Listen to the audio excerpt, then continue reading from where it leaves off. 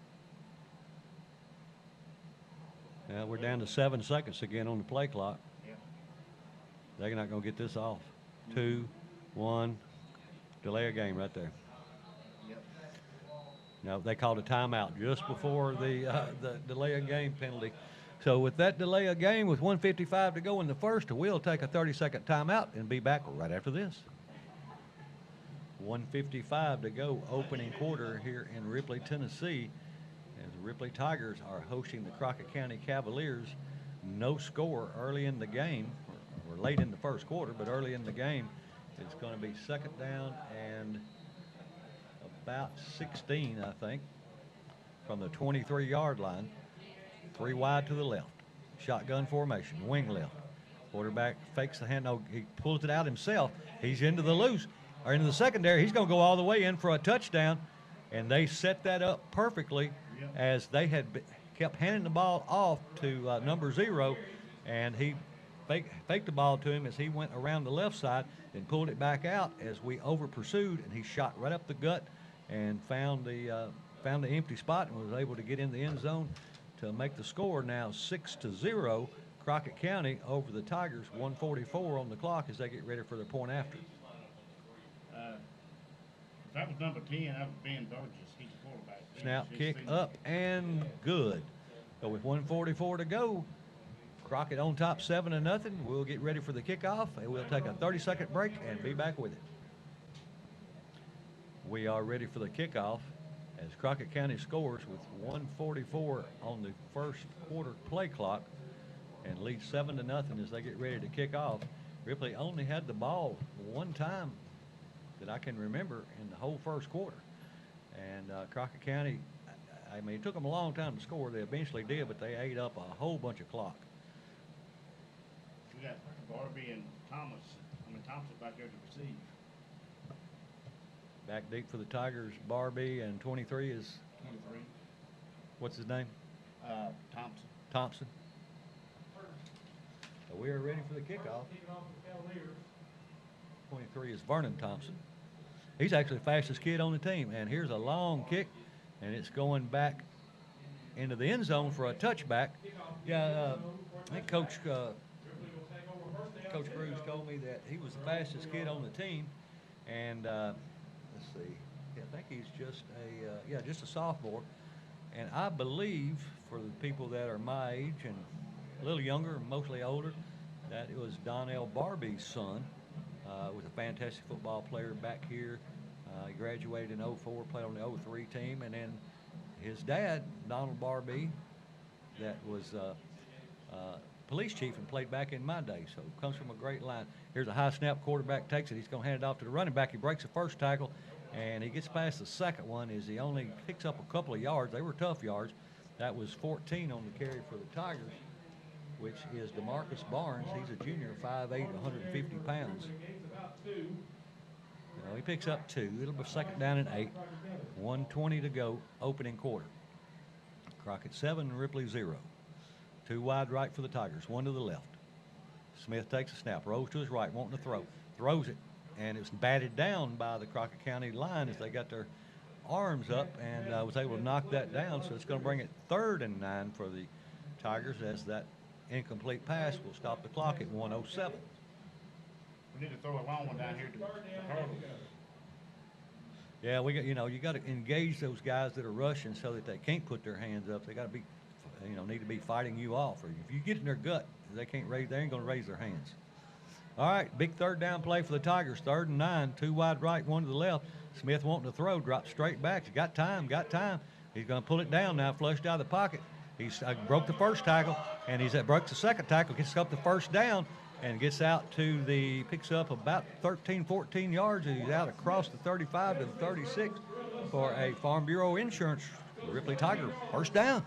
Great run by Sammy Smith, the first back. Tiger, he's a junior. We need more of that run.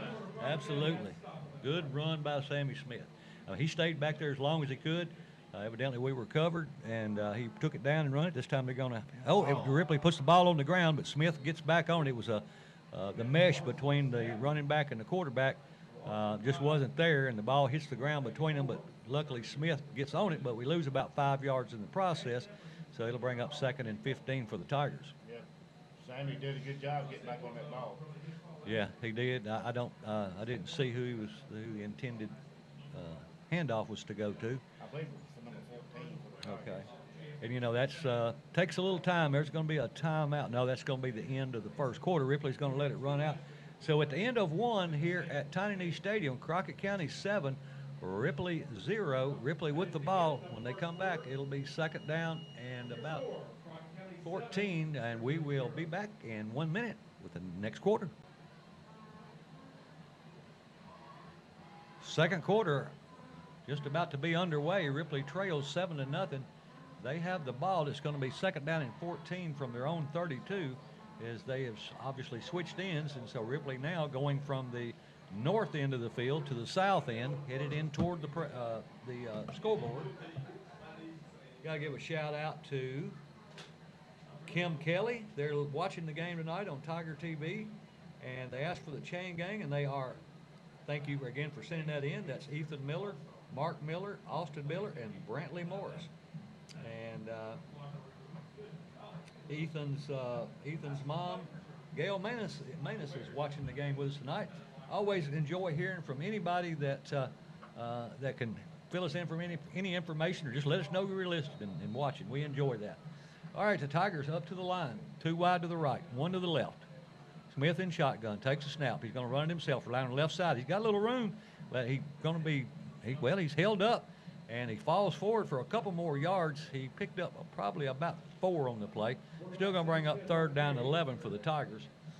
So they'll find themselves in a 3rd and 11 situation early going here in the second quarter with Crockett on top 7-0. It's been a great ball game. So far, it has. Hadn't been a ton of penalties. I got clarification on that penalty early. We'll get that to you after this play. Ripley sends 3 wide to the right, 1 to the left. Smith takes a snap. He rolls to his right. Looking to throw. He's going to, almost picked off. He was intended for number 8, Hearn, but it went over his head and was hit by, the ball was tipped by Crockett County Cavalier, number 29. And it falls incomplete. The penalty earlier was on the fair catch.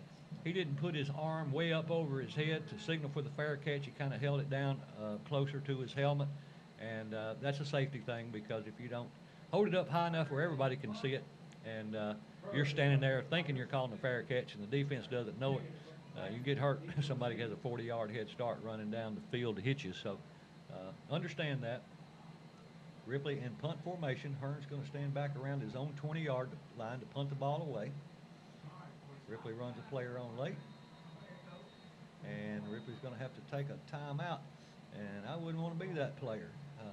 Coach had to take a timeout but you never know. Somebody could have been winded, but at any rate, you know who you back up, and you're supposed to always watch that person that you back up, and if you see that they're not going back out there, you're not supposed to have to be told that you go out there. So, see, last week when they were starting the game clock, when the offensive line. Well, that play clock never worked last week. Well, I know when Southside. The bottom numbers did, but the big numbers did. Oh, okay. Yeah, because I watched it back because I knew what you were saying and I understood it, and I wanted to go back and watch it and see if that was the case, because if it was, I was obviously going to say something to Coach Cruz about it. And of course, you're not going to tell him anything about the game that he don't already know. But after I looked at it, they had a play clock, and then underneath it they had the score clock or the time clock. Maybe that's what it was. And so Ripley in punt formation. Crockett will send number 3 back deep. He's going to stand back around his own 32-yard line, and Hearn's going to stand about his 22. Need another good punt and good coverage. I'd love to have a turnover. Here's a good snap. He rolls to his right. He gives a nice punt away, and it's going to hit and take a decent Ripley roll down to the 30-yard line, where Crockett will have it 1st and 10. And I tell you, they didn't like much getting a roughing the kicker call on Hearn, because of course he rolls out, and kind of does a little rugby-style kick. And, he got the ball off and didn't get hit. But, the guy was really closing in on him. And if it had been another step difference, I think it would have been a roughing the kicker. But that didn't happen, so it's first down and 10, 11:02 on the second quarter clock. Crockett has the ball and the lead 7-0. They have the ball at their own 35-yard line. Two wide right. Wing right for Crockett. And the ball up to 0, and he's going outside. He's got the edge, and he's going to be pushed out of bounds, but not until he crosses the 40 up to the 41. So about a 6-yard gain. It'll bring up second down and 4 for the Cavaliers. Somebody's going to have to acquire for that quarterback because he's pulling that ball or giving that ball out late, or he's keeping it late. Well, what he's doing, he's reading it, and if we crash down on the dive man, then he's going to pull it back out and take it, and if we don't, and we account only for him, he's going to hand it off. That's what they're trying to do, and that's what they've been doing so far. Here's a snap, and it must be a flag or at least a stoppage of play. I saw number 92, Mooney, and a couple more move on defense. And to see if they were drawn off or if they just... No, they just shifted over. They didn't move forward. All right, and here we'll get the signal now from the white hat.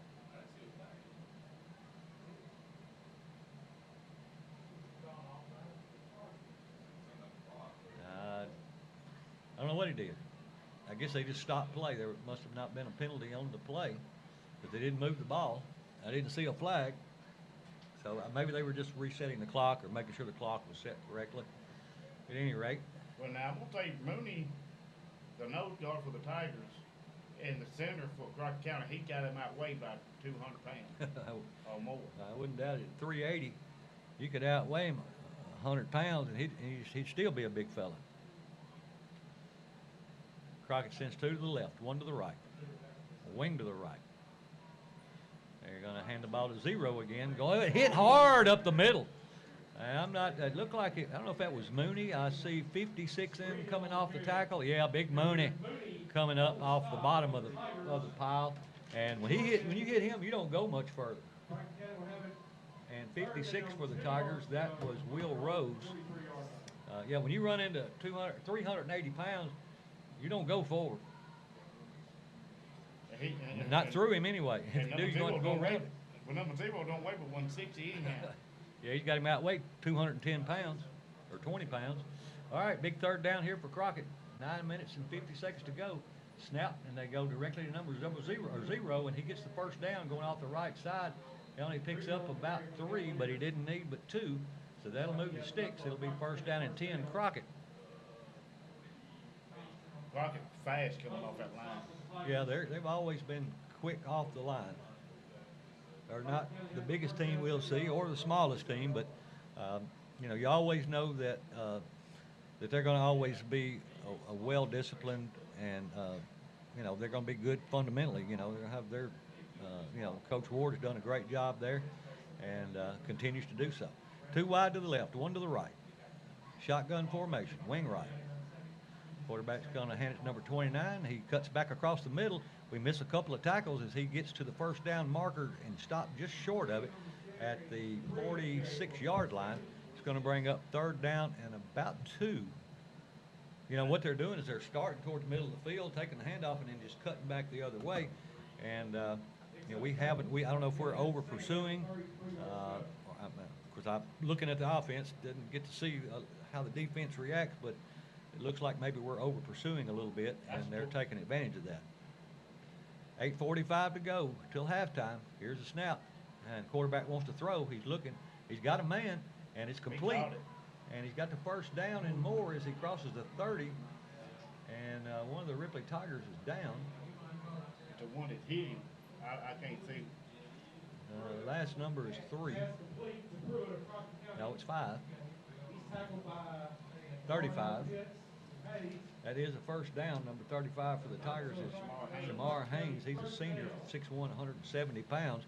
But that does move the sticks, so it'll be first down and 10 for the Crockett County Cavaliers at the Tiger 28-yard line. What I was going to say is number 29 for the Cavaliers is a sophomore. So Coach Ward's playing a lot of young kids. Yeah, just like we are. We're both, yeah, more mature than we were last year, but not as mature as we will be next year. Crockett comes to the line. They've got twins at wide right and 1 to the left. Shotgun formation. Quarterback takes a snap, hands it off number 29. And he breaks 2 or 3 tackles. Hit hard by, great open field tackle made by number 1, Marjay Barbie. Man, that is a textbook tackle. He still picked up about 5-6 yards, but when he got into the secondary and Marjay got a hold of him, he went down. I mean, that was a textbook tackle. The coaches teach you to tackle like that. At least they used to. So it'll be second down and about 3 for Crockett. 7:30 to go.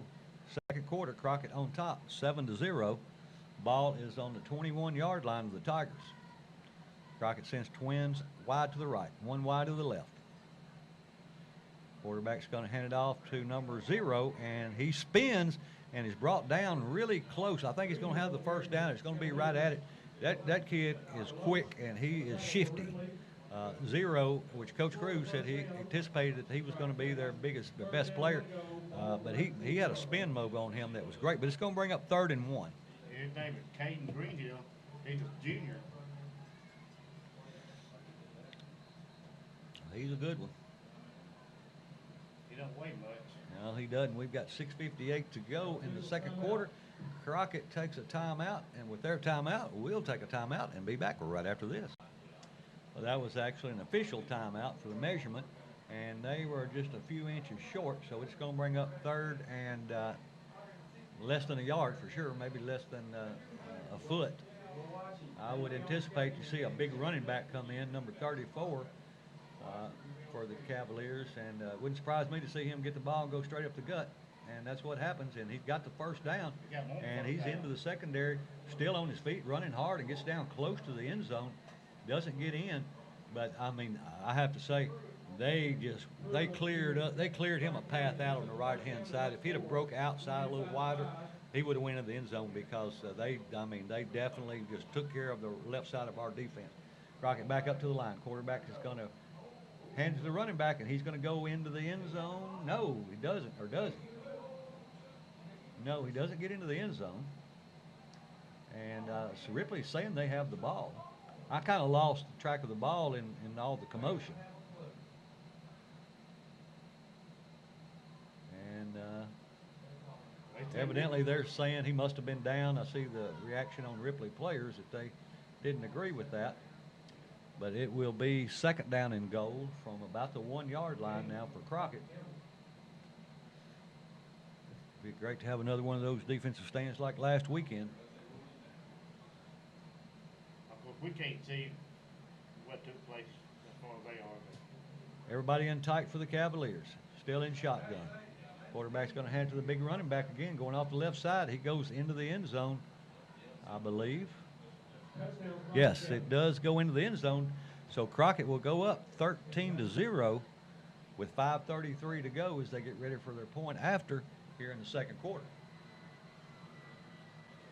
We don't need to get down to this point. We just need to come back and play Ripley ball. Absolutely, and we get the ball to start the second half.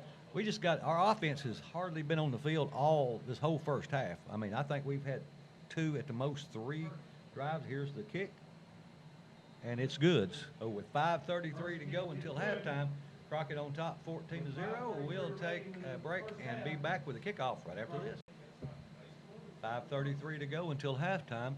Crockett about to kick the ball off to the Tigers after their second touchdown to make the score 14-0. And Ripley, again, will be receiving from the north end of the field going south, and Crockett defending the southern goal. Of course, we're a little late starting this game because of the weather, and it's still pretty hot out there, but not like it was. One thing about it, they ain't running away with the game. No, they're not.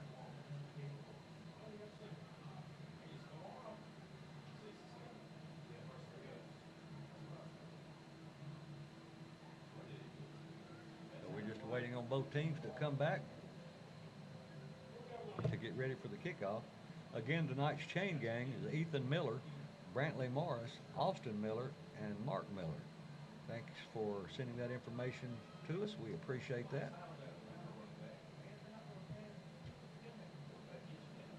And they may be giving them just a few extra minutes or seconds to You know, catch their breath, cool down just a little bit, because I'd heard that that the referees may give a little extra time during this game or against all the games in West Tennessee, where it's this hot, to just give them a few extra, a minute or two here or there to kind of catch their breath and not get overheated. Okay, Crockett comes back out on the field. Ripley just got to, I mean, we just need a few first downs to keep the offense out there. This is taking Crockett a long time to score, and we're not keeping the ball long. So we're giving them a lot of opportunity to keep the ball. If we can just, you know, eat up a bunch of clock and keep their offense off the field, that'll help about as much as anything. Right. Ripley has back deep.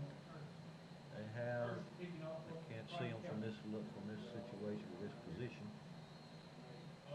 Crockett kicking from the near hash mark.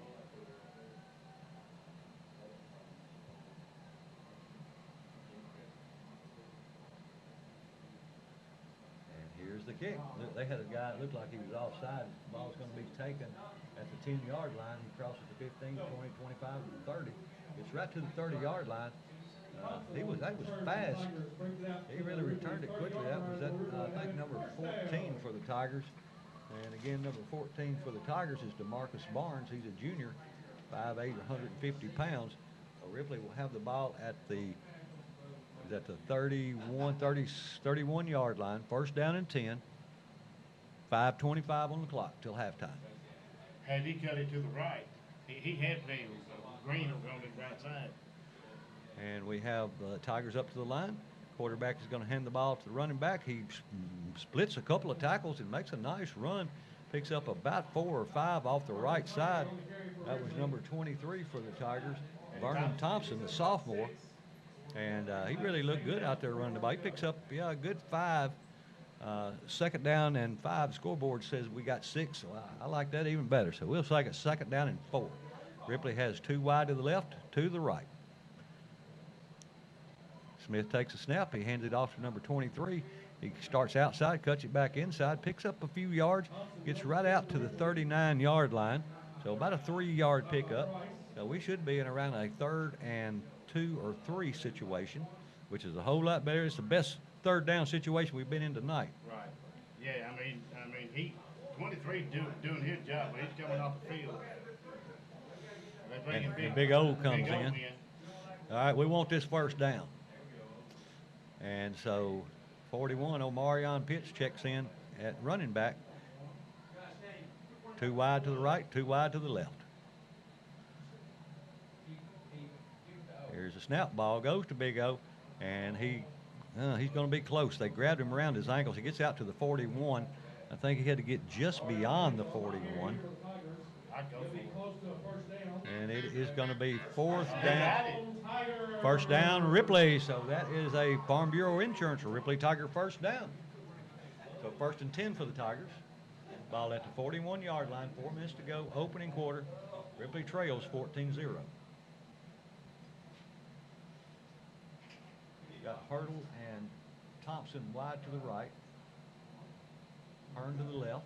Quarterback takes a snap. He's going to run it himself. It's a fake, and he gets across the 45. Flag's going to come out late. I'm afraid that's in an area where we might get a hold. He had picked up about 4 yards, and I'm afraid we're going to lose 10 off of that.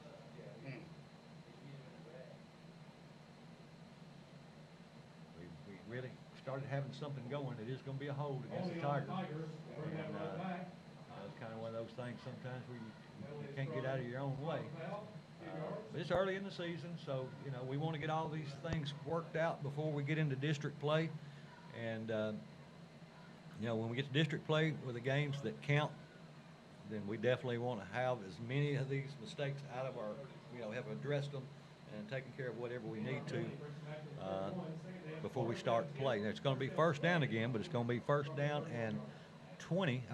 First down and 20 from the 31-yard line, 3:35 until halftime. 2 wide to the left, 2 to the right. Smith takes a snap, drops straight back. Now he rolls to his right, looking to throw. He's trying to he's got a man, overthrows him. He had number 11, Hurdle, down beyond the first down sticks, across midfield at about the 43-yard line, and the ball sails over his head and out of bounds, and that stops the clock with 3:19. So now it puts the Tigers in a 2nd and 20 situation. You know, this is just a good tune-up for this play. Yeah, absolutely. I mean, you know, we need to be in some tough games, and we got one. 2 wide right, 2 to the left. High snap, but the quarterback comes down with it. Good job. Now he's looking. He's throwing long downfield. He's going to overthrow. No, it's going to be intercepted. He overthrows intended receiver and turns it over, and he's got it back across the 50 and got a wall down the sideline. We finally bring him down, but not until he gets out to the 30, back to the Tiger 34 or 5-yard line. Ball just sailed on him, went over, was intended for Hearn, went over his head, and the defensive back was right there to pick it off and returned it about a good 30 yards or so. And that was Sammy that stopped it. The quarterback stopped him. Yeah. Smith made the tackle. So with 3:02 to go until halftime, Ripley has their first turnover of the game by way of interception. And it, you know, it's easy to sit up here and be a whatever quarterback, but he threw into coverage. Yeah, he did. 2 wide right, 1 to the left. Crockett takes a snap. They hand it to the run. But no, it's a quick pass going over the middle, and he gets a first down. It was just like a hot pass, just to angle in about 6 or 7 yards, and he throws it to him really quick on a slant, and he picks up, let's see if it is enough for a first down. Maybe so close that they're going to have to measure. That's Willie Walker. He just another sophomore. He says it's a first down. So that will move the sticks again with 2:53 to go. We really don't need to go down this 3rd touchdown here right before halftime, even though we get the ball to start the second half. You know, you don't want to be down anymore, obviously, than you have to, but you want to end the first half on a good note, if at all possible. So there'd be a great time for the defense to stand tall. Here's the snap, and the quarterback hands it to his running back. Now he runs into a pile this time. Going off the left side, picks up a yard or about a yard, and wasn't much doing there that time. I don't know what we did different, but we need to keep doing that. Yeah, good stop by the Tigers. They stopped number 0 for the Crockett County Cavaliers. He's a junior, but he's a good running back. Oh, he's very good. Well, they say it's a pickup of 1. It'll be 2nd down and 9. 2 minutes to go until halftime. Crockett with the ball and the lead, 14-0. They've got 12 seconds left on the play clock. Crockett 2 wide left, 1 to the right. They get it off, and the quarterback hands it off to 0 again, and he goes off the right side for about 7, 8 yards. It's not the first down yet, but well, maybe not quite that much. Looks like they're going to spot him where it'll be 3rd down and about a long 3. Ball right out on the, what I can tell, it's really close to the 25-yard line. 1:25 to go until halftime. 2 wide left, 1 right, man in motion. Sets up on the left wing, and the ball to 0 again. He's into the 2nd level, but we get the tackle, and a flag comes out. Now that hopefully will be in a holding area. It's in a holding area. Hopefully we'll get that call. And it is hold against Crockett, so that will back them up 10 yards. Instead of being 3rd and 3, it's going to be 3rd and 13. Good. But we still need to keep an eye on that quarterback. Absolutely. I mean, he's a good quarterback. I think that the quarterback has a brother that's a wide receiver for Crockett too. Holding is the call against Crockett County. I'll move the Cavaliers back 10 yards. Or they'll have it 3rd down. So it actually ought to be 3rd down and Third about down, 13 yards. about 14, 15 yards. About 14. 3rd and 14 for the Tigers. For the Cavaliers. 1:08 and counting on the clock as Crockett looks over the sideline to get the call.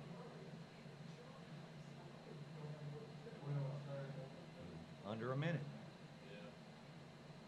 2 wide right, 1 to the left. Quarterback takes a snap, drops it straight back, wanting to throw under a lot of pressure. We're putting pressure on him. He rolls out, and throws into the end zone wide open for a touchdown. That is ridiculous. We blew coverage back there for sure. There was we had a defender back there, but we had two receivers, and we gave a lot of chase to him, chased him out of the pocket, and forced him into a situation where he was going to have to run the ball and probably wouldn't pick up a first down. But we left a guy unaccounted for it. I think he came from the backside. And so that makes Crockett now 20-0 with 42 seconds to go until halftime, as they have the PAT is up, and it is good. So with 42 seconds to go, Crockett finds themselves on top 21-0 over the Ripley Tigers. But we'll keep it here with only 42 seconds to go until halftime. I've always said, Mike, if there's 11 guys on offense, there's 11 guys on defense. Always. And that was ridiculous for that play. Yeah, I mean, I'd have to go back and look at it. I don't know if, you know, if I mean, I've seen defensive backs just fall down before. You know, sometimes they blow cover. That's one thing. Yeah, and I didn't know. I don't know what happened. I'd be interested to go back and look, and I guarantee you. Well, I see the coach over here looking at the TV they have on the sideline. He's looking to see what happened with the play, who didn't cover or what happened, so I'm sure that'll be addressed at halftime. The last thing you ever wanted to do, at least I ever wanted to do, was make a mistake right before halftime. Because when you go in at halftime and you made the last mistake of the first half, you're the first thing on the coach's mind. Well, you take the interception off, it's 14-0. Yeah, so, yeah. But we can't go back to, you know, I mean, Ripley, Crockett's not running away with us at all. No, I mean, you know, they know they've been in the game so far. Ripley's played them hard. Ripley's not done. And here's the kick. Long end-over-end kick is going to be taken at about the 10-yard line. He drops the ball, picks it up, and gets out and reverses field and is going to lose some yardage. To stay on his feet, and he really fights hard. The flag comes in late, which is an area where you'd think it might be a hold or a block in the back. I mean, they catch us all the way back inside 20-yard line, maybe closer to the 10. Looks like the referee's standing right on the 10-yard line, but it was kind of in the corner, and I can't see that far down from the press box, so I didn't see what happened, but I'm sure the white hat will tell us in a second. First down, 10 to go. Ball on the 11 yard. The ball was on the 11. Blocking it back. Yep, against Ripley, blocking the back. So the good thing about that, they can only back us up half the distance. So we should be at the 5.5-yard line, first down and 10 with 32 seconds to go. What I would do here, I just need the ball. I wouldn't even try to. I'll just go ahead and just knee it and go in the halftime. Well, we'll see what the coach wants to do with 32 seconds to go. Down 21-0. Of course, again, Ripley playing up a classification. Ripley 3A, Crockett a 4A team. And so was Southside last week. The Tigers playing up a classification to try to get ready for next week when it's a district game. Here come the Tigers. Quarterback's going to take a snap. He hands it off the running back, going off the right side. He gets outside and picks up a few yards, about 4 yards, about three or 4 yards off the left side. And we're at 20 seconds, and we'll probably get another play off. We don't have to, as it's 30 seconds on the play clock and 14 on the 10 on the game clock and 24 on the play clock now. And so Ripley will get one more play off. Here is Smith. He's going to take the snap. It's a quick pass out to Hearn going down the far sideline. He's got the first down and some more, but the clock is going to run out with that play, and that was one of the better plays we've had in the first half. We pick up about 15 to 20 yards, but at the end of one half of play here at Tiny Knee Stadium, the score, Crockett County 21, Ripley 0. Ripley will get the ball to start the second half. Stay tuned. We'll be back with the second half right after this. We are just about ready to start the second half. Welcome back to Tiny Knee Stadium, Jim Fitzhugh Field, and Don Paris press box as the Ripley Tigers are trailing the Crockett County Cavaliers at halftime 21-0 as the Tigers come out, and both teams are back out on the field getting ready for the second half. The Tigers will get the ball to start the second half. I do know that Halls and Rossville are tied up at halftime. Well, I'm not sure it's halftime, but I know the score is 24-24. So good for Halls. They are playing a good game tonight. And a few scores from around West Tennessee that I have so far are from around this area. You get down to our district. Okay, here we go. In this area, Milan 13, Chester County 7. That's a halftime score. Hillsboro 49, John Overton 7. Don't know those. Decatur County, Riverside, who is 0-1, are 34-0 over Lexington at halftime. Wow. Which is 1-0. Let's see, Dresden over McKenzie in the second quarter, 21-7. Yeah, I thought that earlier. Jackson Christian over Peabody, 34-7. That's a halftime score. Gleason, 14-0 over Perry County. Ladies and gentlemen, as we get ready to start the second half. And So was Covington and Brighton not playing tonight? Dyersburg over Lake County, 33-6, second quarter. Meg Coker, Riverdale over Henry County, 13-7 in the third. Etheridge, Jeremiah Hayes, Marley Heath, Scotts Hill over Humboldt, 7-0 in the first quarter score. Isa Lottie, Taylor White, Laney Montford Woodard, over Millington, 35-7. That's a halftime score. Yeah, I couldn't find the Covington and Brighton score. I don't know if they're canceled tonight's game. You know, I know that some teams were playing Saturday, but I can't. Well, it is supposed to cool off a little bit Saturday, but unless they play at night, it's still going to be hot, I would think. Who was Covington playing Brighton?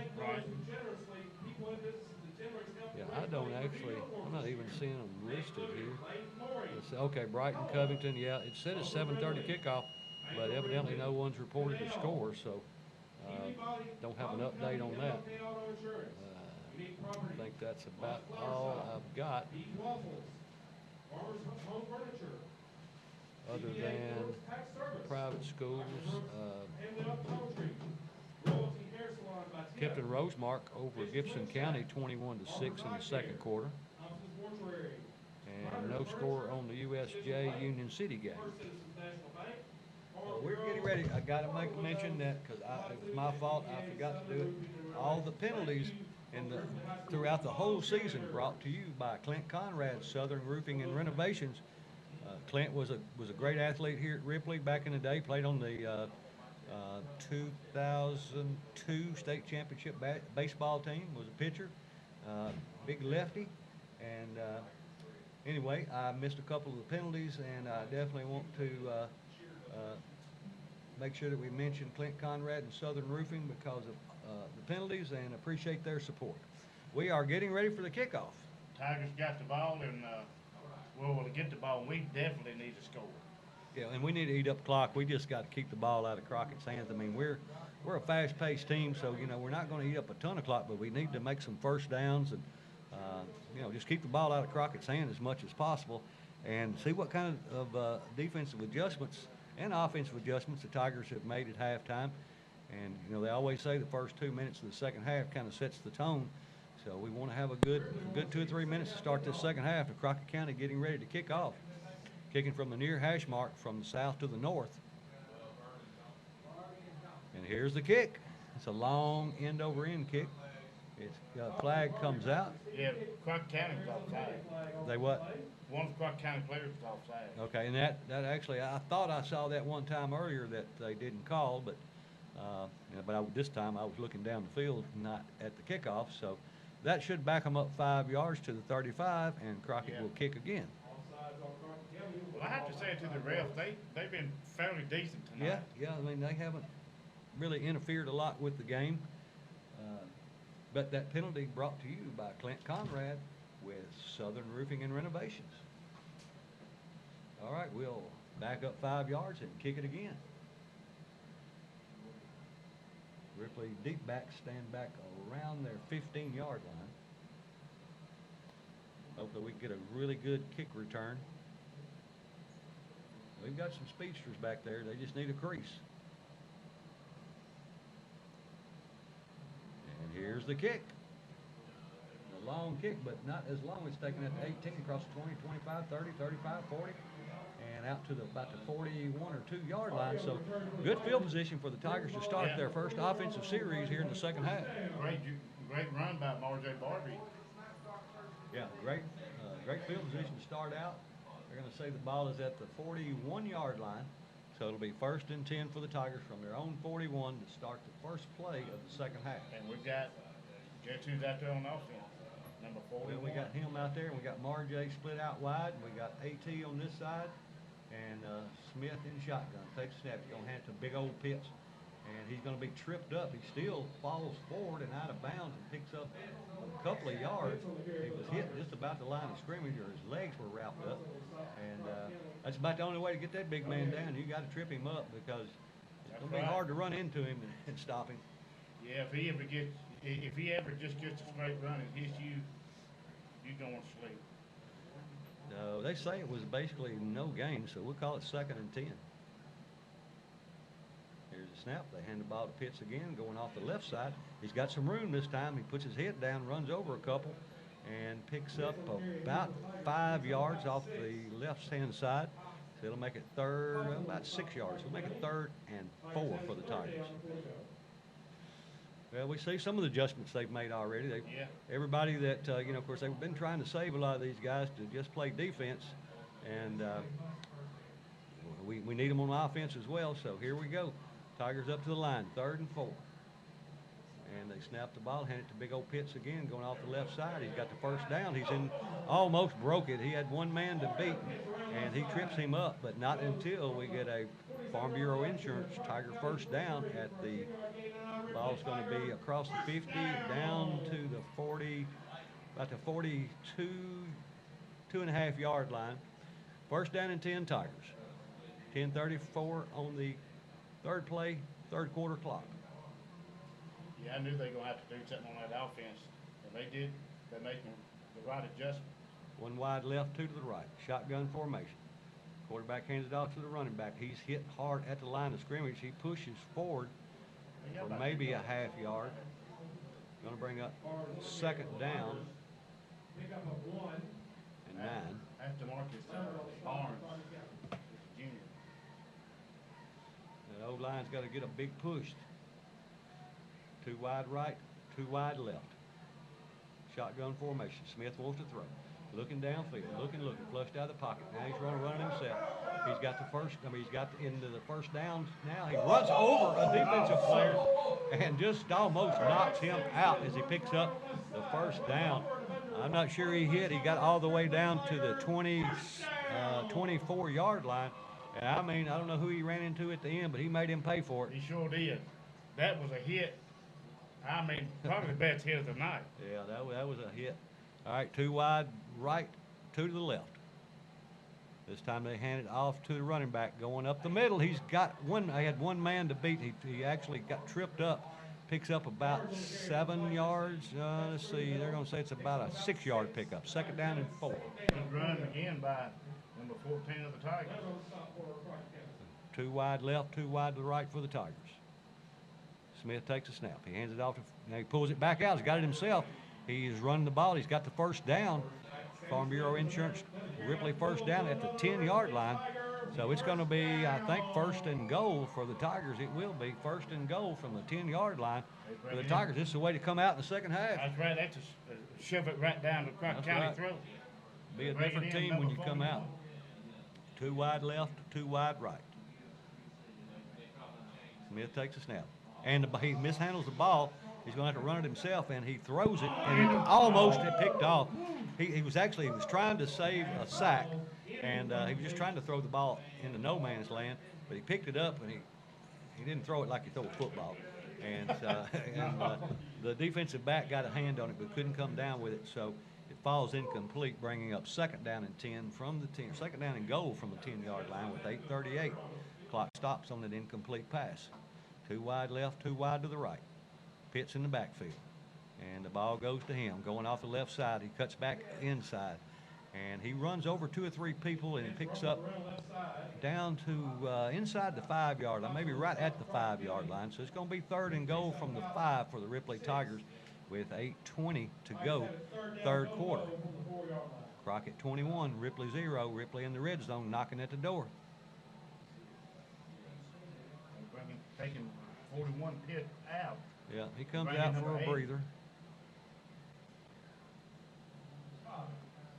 2 wide right, 2 wide left. Smith in shotgun. Takes a snap.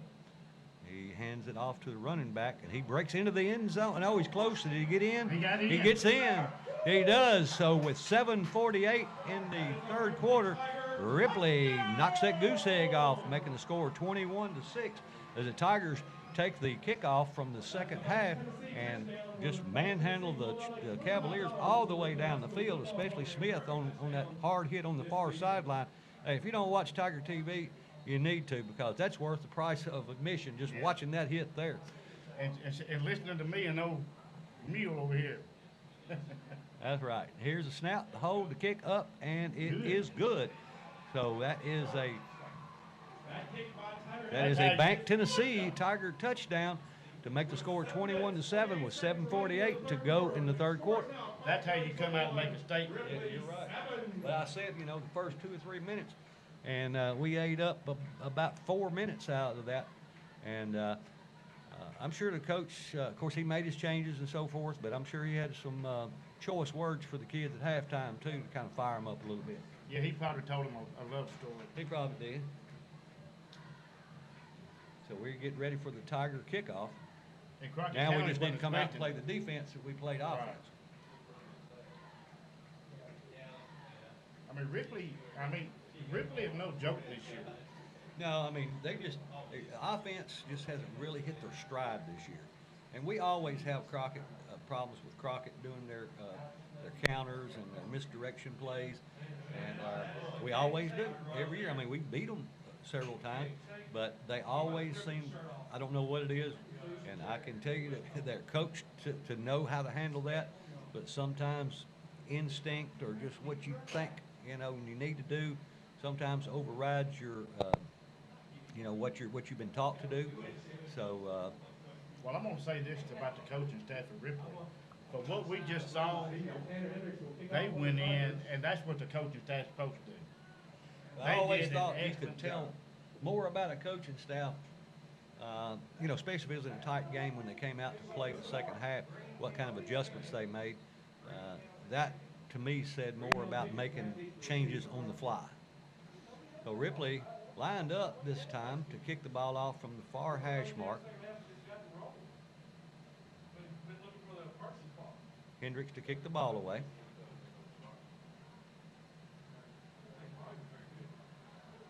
It's a long end-over-end kick. It's going to take him all the way back to about the 4-yard line. He's across the 15, 20, 25, and brought down at about the 25-yard line. Will be first down and 10. Crockett County, the Ripley kickoff did a better job of ensuing their man. Yeah, now we've got to really play defense. Again, this year, the Bank of Ripley sponsors the coin toss. First downs are Farm Bureau Insurance, touchdowns Bank Tennessee, injury timeout Star Physical Therapy, penalties Clint Conrad Southern Roofing, and turnovers by Ripley Parts and Tires. Thank you to all of the people that help support Ripley High School football. Crockett will send 1 wide left, 2 to the right, wing right. Quarterback takes a snap. He hands it to the running back, going right up the gut. Nowhere to go. I mean, I think they helped him out to get him back to the line of scrimmage, as they bring him down about 6 yards behind the line of scrimmage. But they're going to say it's no gain. It'll be 2nd and 10. Defense seems to be fired up too. Oh yeah, great, a big push by that defensive line. And that kind of energy and enthusiasm is contagious.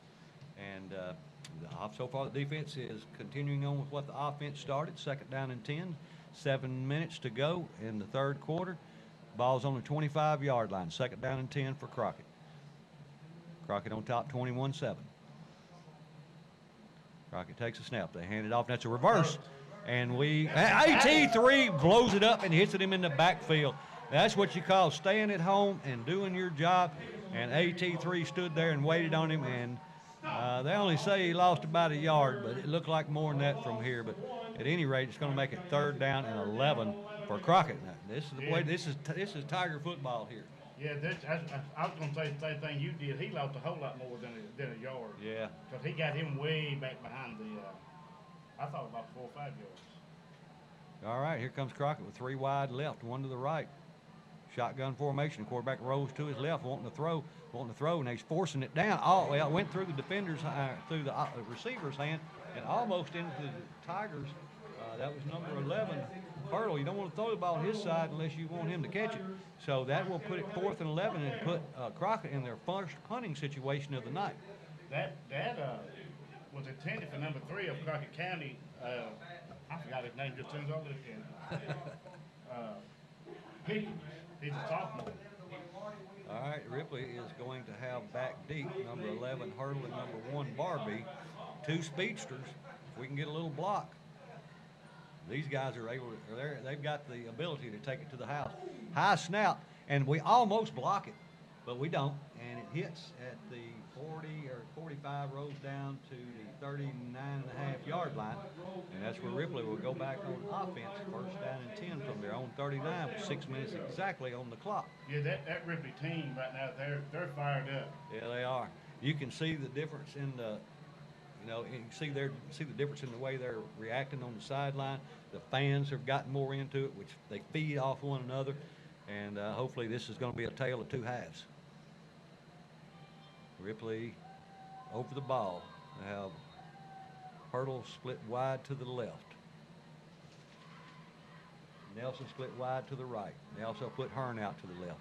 And they put Deloach wide to the left. So 3 wide left, 1 to the right. Smith takes a low snap. He hands it off to the running back coming this way. And he's hit hard, but he gets out to about the 41-yard line before he stops. So that's going to be about a 4-yard pickup. Maybe 5. He was hit by number 6, that sophomore Willie Walker of the Crockett County Cavaliers. Yeah, it was a good hit. Now they say he actually picks up about 6, so it'll be 2nd down 4 for the Tigers. Ripley over the ball, 3 wide left, 1 right. Quarterback's going to hand the ball off to the running back coming this way. He starts outside and breaks it back inside. Should have stayed outside. He had a lot more green grass on the outside. He did the inside. So it's going to bring up 4th down now for the Tigers. Check that 3rd down and 3 for the Tigers. Ball at their own 42-yard line. Big play for the Tigers. They need to keep the momentum going. 3 wide left, 1 to the right.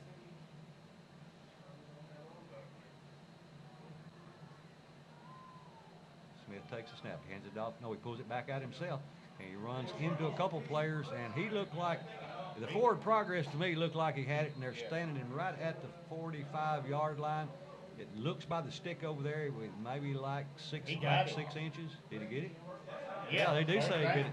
So that is a Farm Bureau Insurance Ripley Tiger 1st down. So the Tigers making a statement, as you say, here in the early going, where this is 4 minutes to go in the 3rd quarter. Ripley send 3 left again, 1 to the right. Low snap. They hand the ball to running back, and he picks up a couple or 3 off the right-hand side. And that's number 14 again. He's carried the ball several times. That's the junior DeMarcus Baines. And you can tell by the way he runs. If he ever gets a crease, they're going to have a hard time catching him. Man. If he just gets a crack, he's gone. And so they take him out to give him a breather and put Barbie back in. I would. 2 wide to either side. I like to hit run it again. Here's a snap, low snap. He hands it off to Barbie, trying to get outside. He's running, trying to get the edge. Gets a part of the edge, now gets the 1st down marker. And so that is another 1st down, Farm Bureau Insurance. 1st down with 3:48 to go. 3rd quarter, 21-7. Ripley with another 1st down. They have now this quarter we've had the ball almost the whole. Yeah. I mean, this is our 2nd series, and they've had it 1 series, and they were 3 and out. So the Tigers can keep up the good work and keep moving down 2 wide right, 2 to the left. Quarterback. Oh, it's a bad snap, but there's a flag that comes out. I think I'm afraid it's going to be a procedure against the Tigers. And and that's what it is. So that penalty brought to you by Clint Conrad, Southern Roofing and Renovations there in Dyersburg. Be sure to check him out. That backs the Tigers up 5. It'll be 1st and 15 now from the Cavalier 48-yard line. Tigers will split 2 wide left, 2 wide to the right. Still in shotgun. Smith takes a low snap, looking downfield, looking, he's going to step up. He's throwing long downfield, and just a little bit in front of Hearn, it was intended for. He had a step. He had inside position anyway, Yeah. and he would have been able to potentially, or most likely, come down with the ball, but it was just barely beyond his outstretched fingertips. So it falls incomplete, stops the clock with 3:40, and will bring up 2nd down and 15 for the Tigers. If the Tigers can come out in every game that we play from here on out like this, they're going to be tough to beat. Absolutely. 2 wide to either side. Smith takes a snap, drops it straight back, looking to throw. He pulls it down. He's going to have to run it. He's going to his left. Now he throws the ball late, and it's complete to number 11, Hurdle. It's got the 1st down. He stays on his feet, gets down inside the 20 for another Tiger 1st down, and a flag comes out late. Did you see what happened? No, I didn't see what happened. I just saw Walter going on the field. It's probably going to be unsportsmanlike conduct.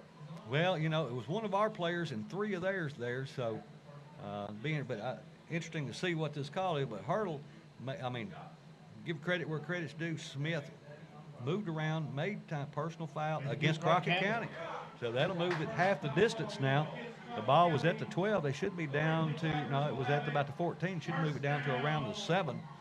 So the Tigers on the march. Making Big O. Here come Big O. Yeah. What was it? Unsportsmanlike conduct? Unsportsmanlike conduct. Well, personal foul. Yeah, that's what I thought. We got him off the ball off. That was a 38-yard pass play with a 5-yard And that was a 38-yard completion. And like I said, Sammy Smith did a good job of buying time. And I thought he was going to pull it down and run it, but he found Hurdle at the last second. And Hurdle kind of caught it in traffic and was able to break loose and pick up some more yards. 1st and goal from the 5. Ripley takes a snap. Oh, Smith's going to run himself off the left side. He gets close. I don't think he gets in. Down looks like to about the 2 or 3 yard line. Yeah, I can't tell. So it'll be 2nd and goal from the 1 according to the scoreboard. And that's Todd White over there, chairman of the board. So we're going to go with what he says as we drop below the 3-minute mark. Ripley to the line. And Smith's going to run it himself. He's going to be close. He gets it. He's in, buddy. That is a Ripley Tiger touchdown sponsored by Bank Tennessee. So the Tigers put up 14 unanswered points in the 3rd quarter. We have just come out and just shocked Crockett County. Absolutely. I think they thought that they were going to come out. You know, they was leading 21-0 at halftime. They thought they was going to walk away from this game 42-0. And Ripley's had something for them. Ripley gets ready for their point after. 2:46 on the clock. Ripley getting ready for their point after. They trail 21-13. Here's the snap, hold, the kick, up, and it's good. So with 2:46 to go in the 3rd quarter, it's 21-14. The Tigers down by only 7 now. We'll take a 30-second timeout and be back with the kickoff right after this. 2:46 to go in the 3rd quarter. Ripley trailing 21-0 at halftime. Come out and in the 3rd quarter have scored 14 unanswered points. Crockett's only had the ball 3 plays and punt twice, and Ripley has marched down the field both times they've had the ball and scored. So Crockett will get the ball back as Ripley will be kicking off. But if you look at just the sideline, Ripley's sideline, the way their players are acting, and Crockett, old Mo's over here on Ripley's side right now. Yeah, number 12 man. Cheerleaders doing a great job. Again, the cheerleaders brought to you by Helena Chemicals. They're just waiting on Ripley to take the field now. Got to thank Mr. Manley and the group out there Helena for sponsoring the Tigers. They've got a daughter that he does that is a cheerleader, and she's I think she may be a sophomore this year.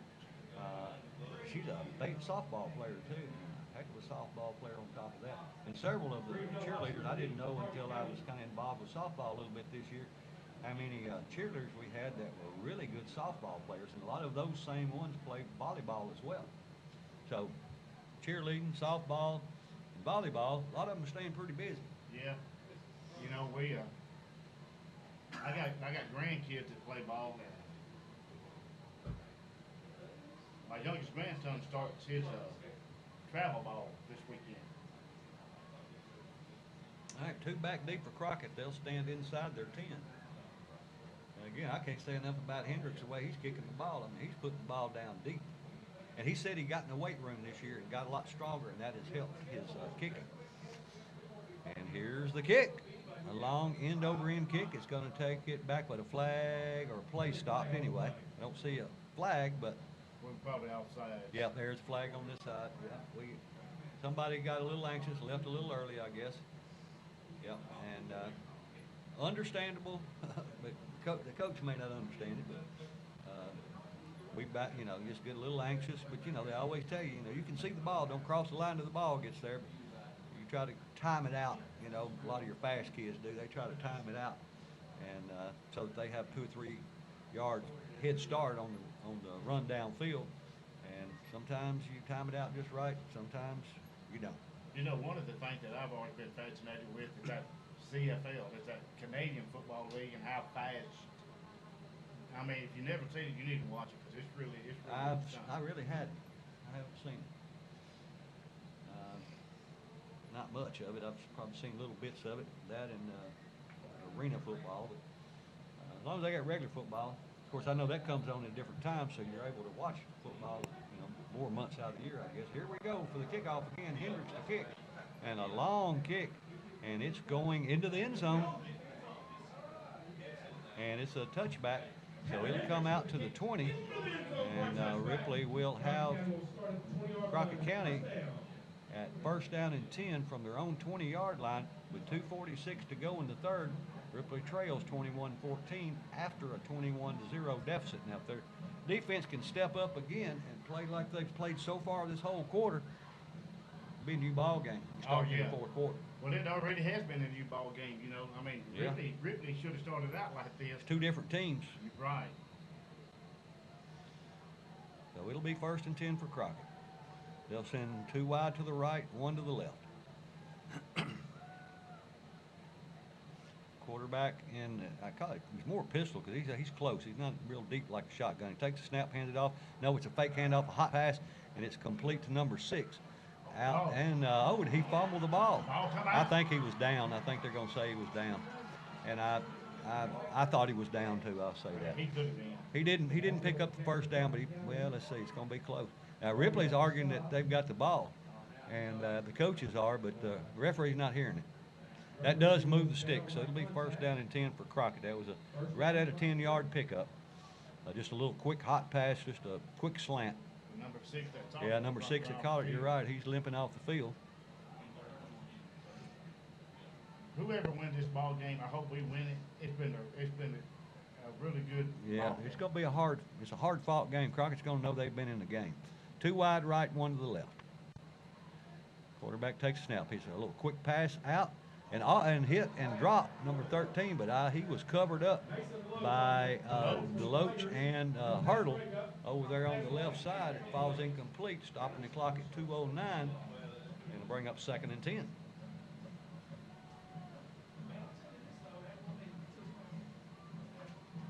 Two wide left. Nobody wide right. Wing right. They're trying to pull the Tigers off. And unless it's a pass, I just about bet you Zero's going to get it. Yeah. And it wouldn't surprise me if he starts that way and cuts back this way. That's been kind of the MO. Let's see what happens. And that's exactly, no, it's a fake and it's a pass to number 4 and it's complete. And he picks up 9 yards. Yeah, he's going to be short. Just a little hot pass again. And, they've done that 3 or 4 times Well, so they far said you during the got game. it. Yeah, they say it's first down, so that'll move the sticks. We've got, you know, we kind of settled down on everything else. We got to get that hot pass. Got to get that taken care of. Whatever we need to do. If we put enough pressure on the quarterback, he didn't have time to throw it, even though it's a really quick pass. 2 wide left. Man in motion from right to left. That's wingman. He switches sides. They hand the ball to 0. He runs back this way. And that was a definite hold on number 34. There's the flag. I saw that. And I'm glad they called that because, I mean, now the rest of the offensive line, they did a good job of pushing that side down. But I noticed that we had a player, I didn't catch his number, but I noticed as he was trying to get away, one of the Crockett County players had him by the jersey. And I knew I saw it. I was glad the referees did. So that should back them up 10 yards from the foul. And that's going to make it, well, let's see where they're going to spot it.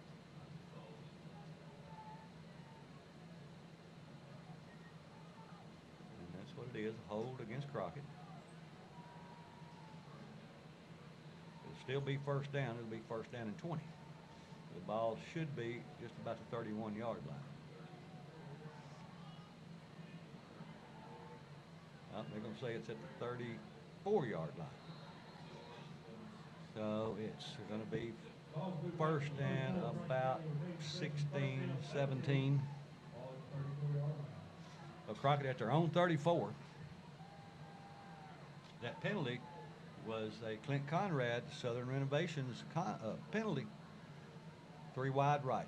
Man in motion. Quarterback starts, or running back 0 is caught right at the line of scrimmage, if not behind. So it's going to bring up second and about 17. That was 56 for the Tigers. And the Loach, number 32, 56 is Rose. He's a junior. And that penalty was brought to you by Clint Conrad, Southern Roofing and Renovations, Dyersburg, Tennessee. Now, right here, we can't lose and get lost on a long pass. Absolutely. So Crockett will send 1 wide right, 2 to the left. Quarterback takes a snap. He's a screen pass coming this way, and he drops it. He drops it. And if he caught it, AT3 was all over him. And I think AT3 is down. He's hurt. And I'm not sure if somebody rolled on him or what, but we don't need to lose him. Hopefully, it's a cramp. And, you know, that's really the first one I remember tonight. Yeah, he, which I said, that, you know, about the cramp. I'm surprised that we hadn't had a lot more of them. And I can't believe we've made it down to 31 seconds to go in this third quarter before we've had the first cramp timeout. But we'll call that's basically an injury timeout, and with that injury timeout, that is a Star Physical Therapy injury timeout. As they're working on AT3. When play resumes, it's going to be 3rd down and 17.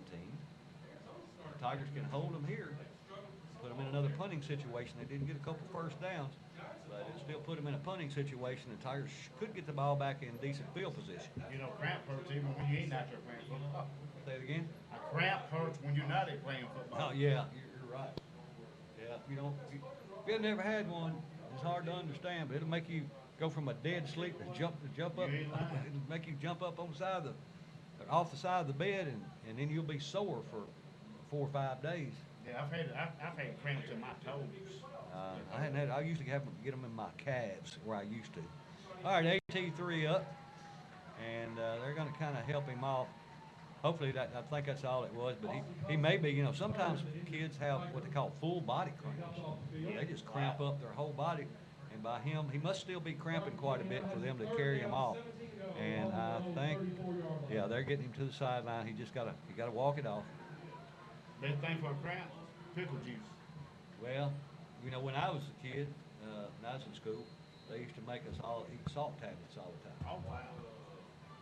I don't know if that helped or hurt, but that's what we had to do.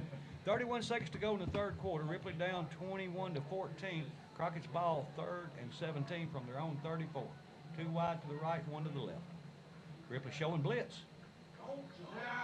Yeah, I think it went offside. Yeah, I think he tried to anticipate it just a little bit too quick, but it's still going to make it 3rd down and about 12. if that's what it is, and I believe that's, I didn't see him cross, but I knew he was up there and he was really trying to time it out. And Ripley's backed up, so I would imagine that that's probably what it's going to be. Well, now, correct me if I'm wrong, he can cross the line, but he just can't touch the ball. No, he can't cross the line. He can't cross the line? You can't get in the neutral zone. Well, take that back. You can't be in a neutral zone when the ball is snapped. You can cross it and get back, I believe, but you can't be in the neutral zone when the ball is snapped for the defense. If I'm wrong, somebody correct me, but that's the way it used to be. Still having a conversation, the referees are. I guess they don't know. Trying to figure it out. 31 seconds to go, third quarter. Next Friday night here at County Knee Stadium, we open district play with Bolivar. I think it's going against Crockett. No, it's against Ripley. Yeah, it's going to be offside, so it'll be 5 yards. It'll make it 3rd and 12. Ball's going to be at the 39-yard line. Crockett's on 39. Ripley just still need to hold them here. Just give up. You know, you don't really want to give up 10 because they'll go for it the 4th and 2. Hopefully we can catch them back outside the sticks again. 2 wide right, 1 to the left, wing to the right. Quarterback takes a snap. He wants to throw. He's got a little quick pass. He's chased out of the pocket. And great job there by Sammy Smith. The quarterback rose to his right, wanting to throw the ball. He basically cocked back to throw the ball. Before he could get it forward, Sammy Smith grabbed that arm and pulled it down. And the ball, he did get it out of his hand, but it falls incomplete and brings up a punting situation for Crockett now. It's going to be 4th down and 12 at their own 39-yard line. And, you know, this game can change in a heartbeat when you have 11-1 Hurdle and Barbie back there, because if they get a crease, I mean, they're capable of taking to the house anytime. We got several more on the team that's capable of that too. We just need to get a good block off the line. Of course, I'd like to even block the punt even better. Well, not better than running a touchdown back, but here's the snap. And we come after it. Almost got it. And we're going to get a flag. Oh, my God. And that should be incidental. It shouldn't be roughing, which I think that would still, I don't know if that'd be a 5 or a 10-yard penalty. I don't know if they call it running into him or no, it's personal foul, so they'll give him an automatic first down. And that was that was sheer effort. He almost got the block, but if you don't touch the ball on the way down and before you hit him, then it's a personal foul. And I don't know if that's, I think it's automatic first down. Personal foul, roughing the kicker against Ripley, automatic first down. So that'll move the ball 15 yards and put Crockett back in business in Ripley territory. I thought it should have been like more running into it, you know, the 5-yard variety instead of the 15, but I could understand it if he had ran into him and pushed him down on purpose. yeah, I mean, you when he's got his leg in there, you're not supposed to touch him. Well, if I'm going to touch him, I'm going to touch him. All right, here we go. 2 wide to the right, 1 to the left. Crockett at the 46-yard line of the Tigers. Quarterback hands it off. No, he keeps it himself, and did a good job, the Tigers did, staying at home and bringing him down, number 56, after maybe a yard gain. Number 56 on the tackle, that was Will Rose, a junior, and they say he picks up, he didn't pick up anything. It's going to be 2nd down and 10. 10 minutes exactly to go in this ball game. And that was the end of the third quarter. So at the end of 3, it's Ripley 14, Crockett 21. We'll take a 1-minute timeout and be back with the 4th quarter right after this. All right, we are ready to start this 4th and final quarter here at Tiny Knee Stadium. Now let's see if they change that clock, or if I've been looking at something wrong. Because it's got 10 minutes on the clock. High school usually plays 12. There we go, 12-minute quarters. There we go. All right, Crockett has a new set of downs, but it's 2nd down and 10. See if the Tigers can maintain their intensity. 2 wide left, wing to the left. And they're handed, no, the quarterback's a quick pass, and it's complete. And the flag comes out, and he fumbles the ball at the end. Not sure what the flag is, and I didn't see who recovered the fumble. I think Crockett got back on the ball. Let's see what the penalty is. An elder receiver downfield is what the coaches on this side are saying. Coach Crew's not happy about something. Let's see what the flag is.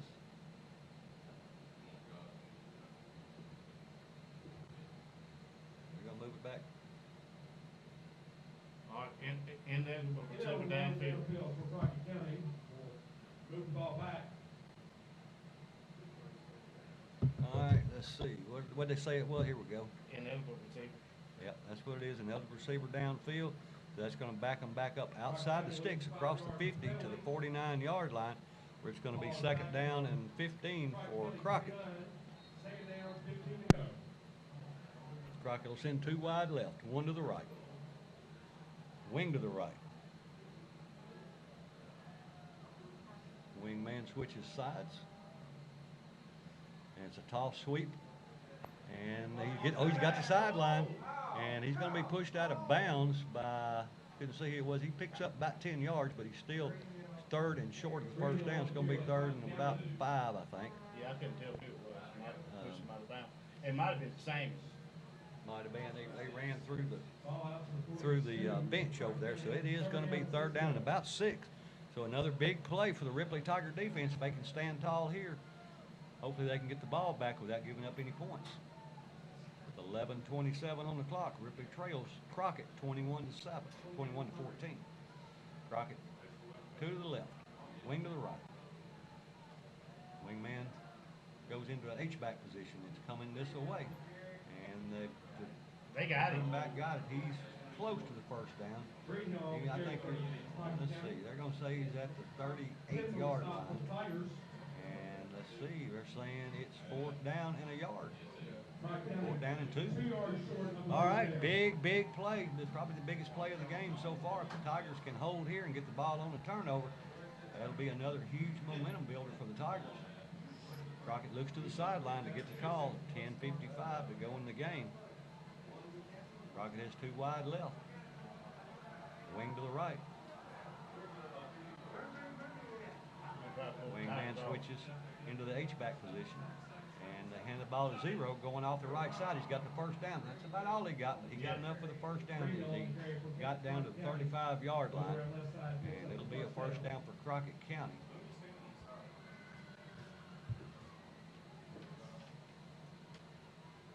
So both of those penalties, we had 2 there, and of course the last one especially, and I have to keep reminding I get a card to put up.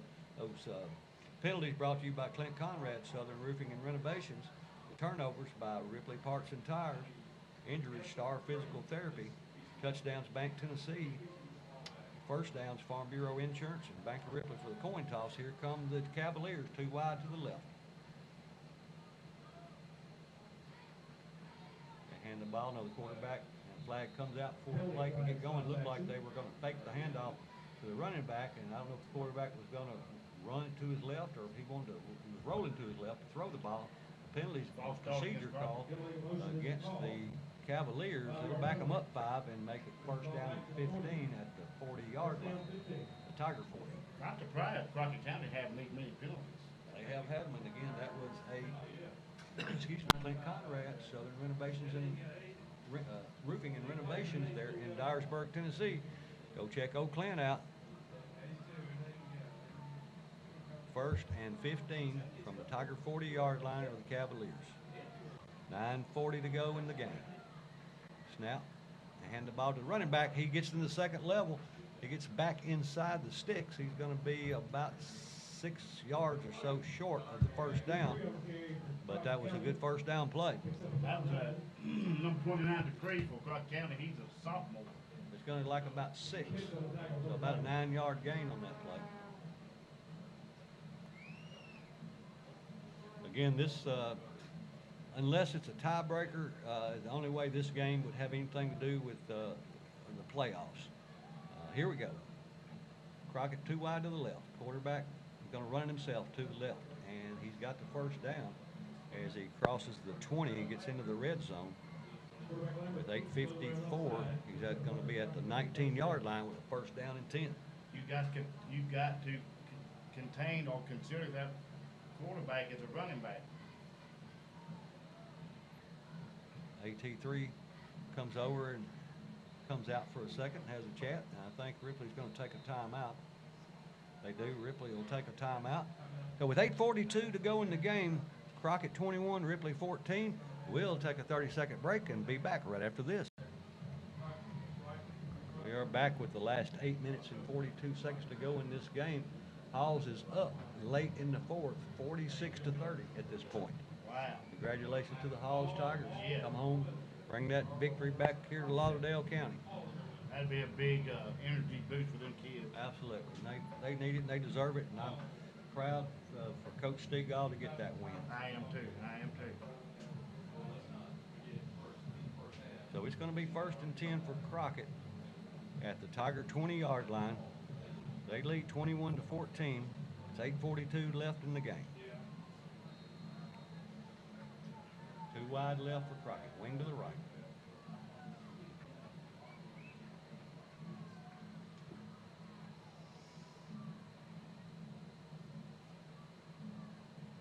Quarterback takes a snap. He hands it off to number 29 going off the left side.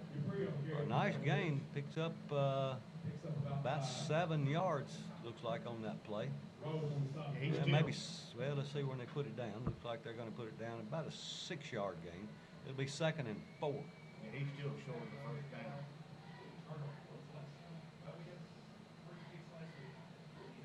Again, a great crowd here tonight. Nice student section. Cheerleaders are doing a great job. The band did a fantastic job at halftime, and the Tigers playing their hearts out. Oh, yeah. You couldn't ask them to play any better in the second half. 8 minutes to go in the game. Crockett knocking at the door, 2nd and 5 from their Tiger 13. They're going to get a delay game. And I think they took a timeout. Yep, they did before that. Let's see if we can get some more scores while we've got just a little bit of time. Also, you check, see if you can find some scores.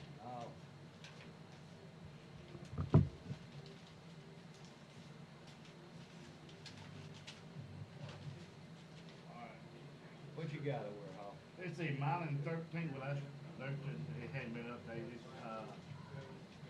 Camden 46, Hollow Rock, Bruton 18, Decatur County 40, Lexington 0, Bradenton 42, McKenzie 14, Jackson Christian 47, Prince Peabody 14, Gleason, well, that's a final on Jackson Christian Peabody. Gleason is a final 14-6 over Perry County, Cambridge over Ravenwood. Ravenwood over Cambridge. Crockett up to the line. They'll send 2 wide to the right this time. Wing to the left. 2nd and 5 from the 13-yard line.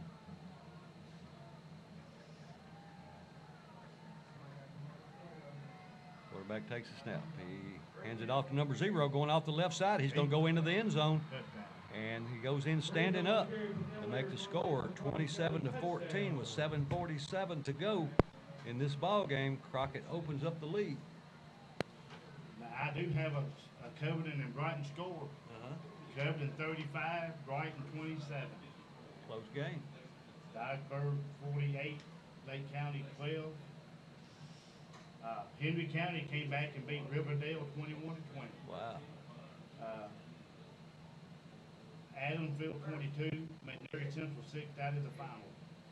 And they're fake, well, I don't know if it was a bad snap or they just were going to fake the 2-point conversion, but a flag comes out and Ripley was offside, so they'll move it half the distance.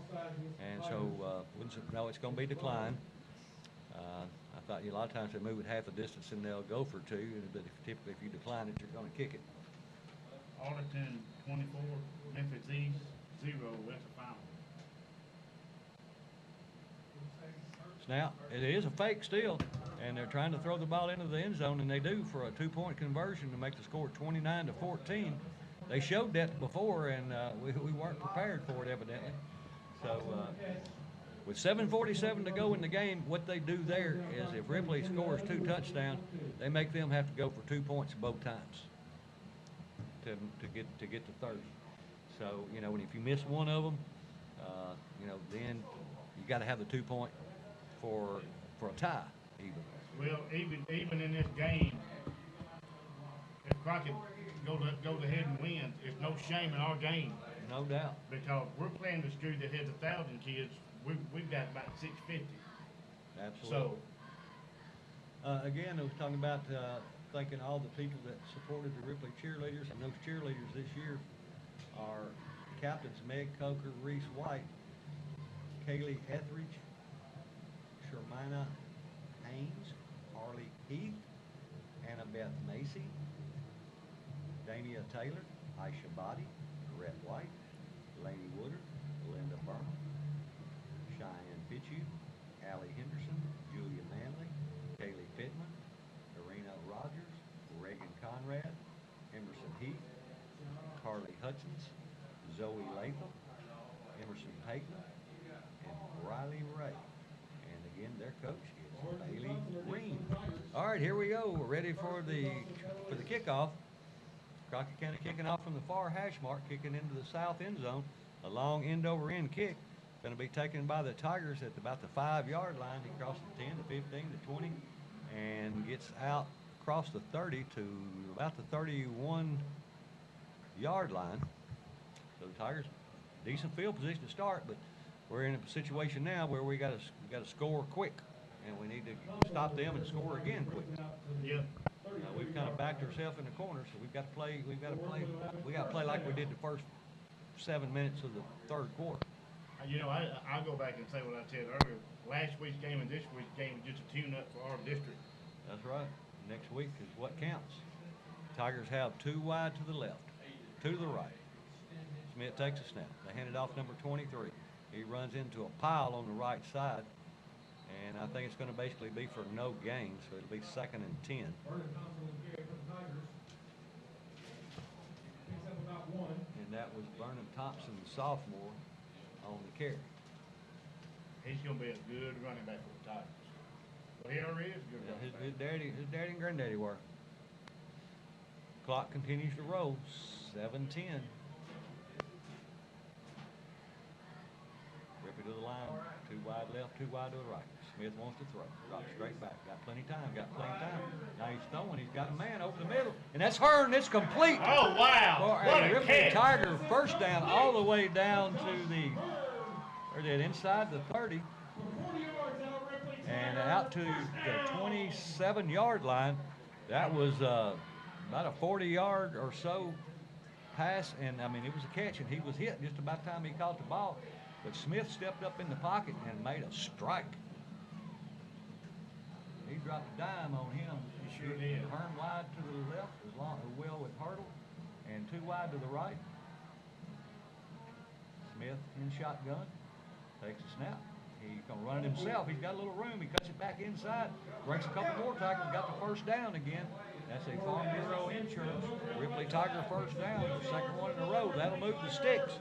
With 6:38 to go in the game. 29-14. Crockett over Ripley. Ripley driving. It's going to be 1st and 10 from the 15-yard line. 2 wide left. 2 wide right. Smith doesn't handle it cleanly, but he's going to try to run the ball himself, and he runs over a couple of players and makes something out of nothing.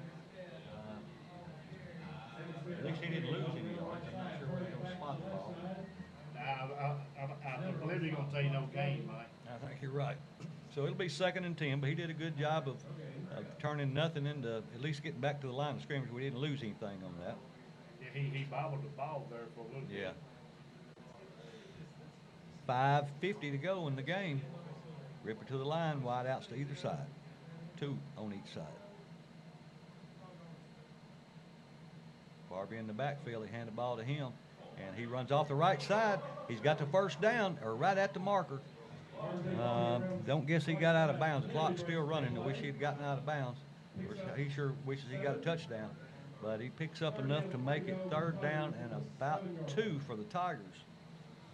So that was a nice run by Barbie. Yes, it was. Got to give some love to the offensive line for giving him some room. Wide outs to either side, 2. And Smith's going to take the snap. He's going to run it himself, starts outside, cuts it back to the inside.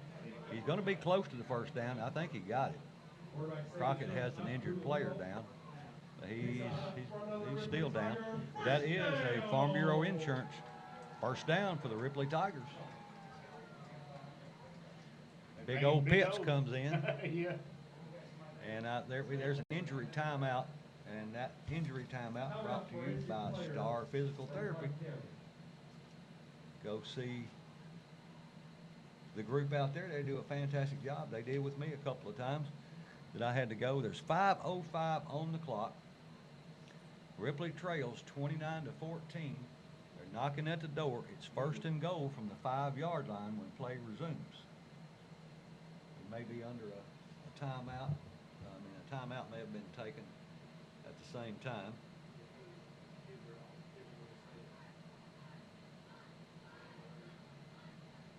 And yep, they're getting ready to come back onto the field. I'm gonna say Tigers offense and defense have played lights out this second half. Yeah, it's been a tale of two halves. Yeah. No matter what the outcome of this game is, it's a tale of two halves.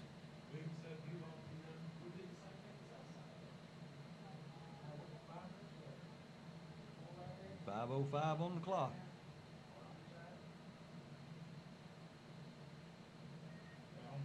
Adamsville defeated McNary Central 22-6. McNary is who we've got on the slate this year. Yeah, I saw that earlier. Wouldn't be surprised to see Big O get it here. Oh, he probably will. Or he could be up in there to block for it. Yeah, he could be. I asked Coach about him being a decoy. He said, yeah, he will be sometime. And I guess he will. He's in there to block for Smith. And he gets, let's see, he's close. It's a touchdown. So that is a Tiger touchdown, a Bank Tennessee Tiger touchdown, $25 donated to the Ripley football program by Bank Tennessee. Ripley makes a score now 20-29 with 4:53 to go in the game. Ripley narrows the gap. And that's what Pitts did. He came in, he was the lead blocker for Smith, and he gets the touchdown. So Ripley lined up for their point after.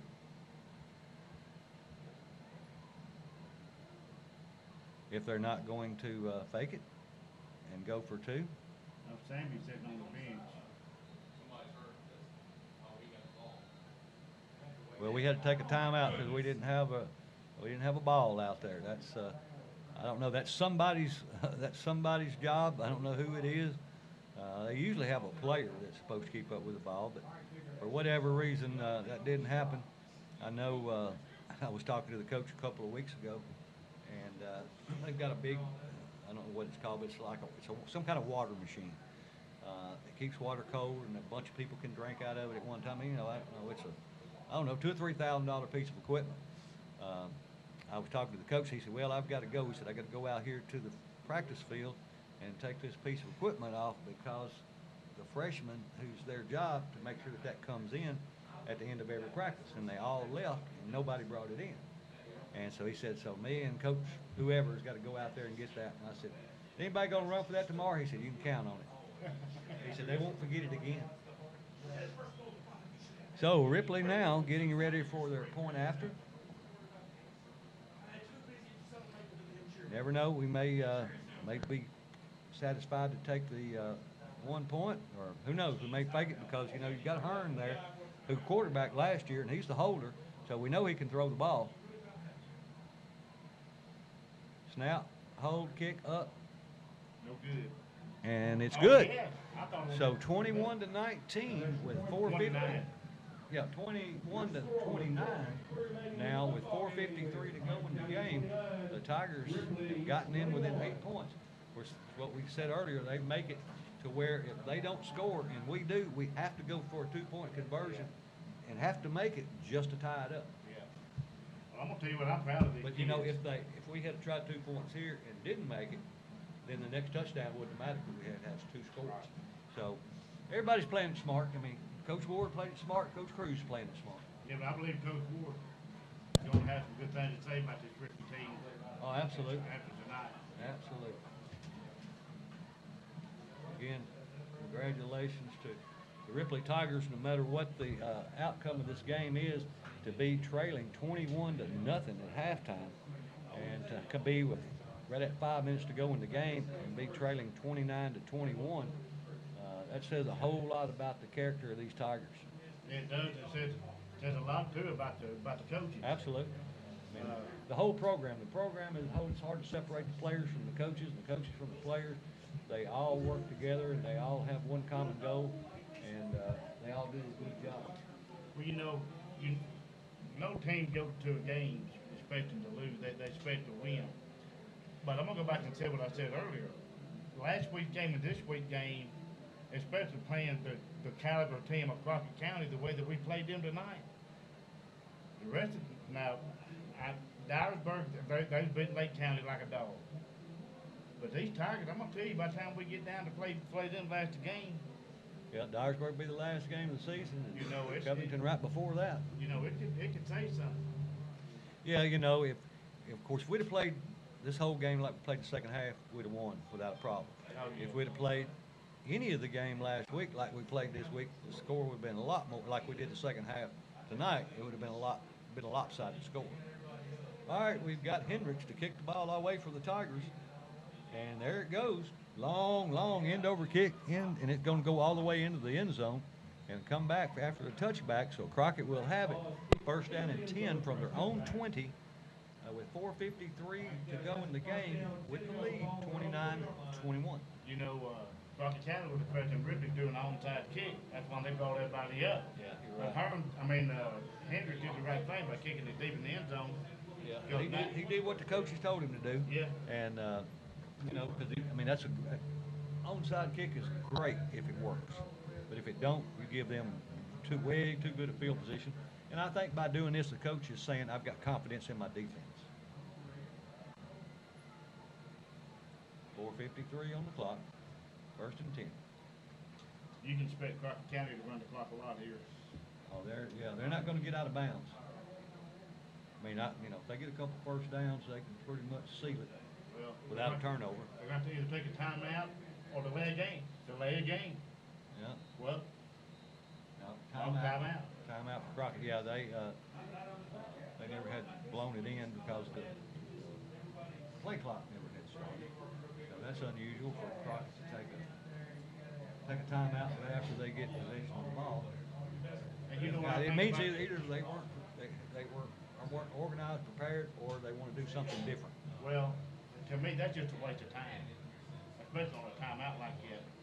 Because I think Crockett County is bad. They either got one timeout left or they should be out of timeout. Yeah, I know both teams have taken them when they didn't need to or definitely didn't want to. So we've got 4:53 on the clock. When play resumes, it'll be first and 10 for Crockett at their own 20-yard line, leading the Tigers 21-29.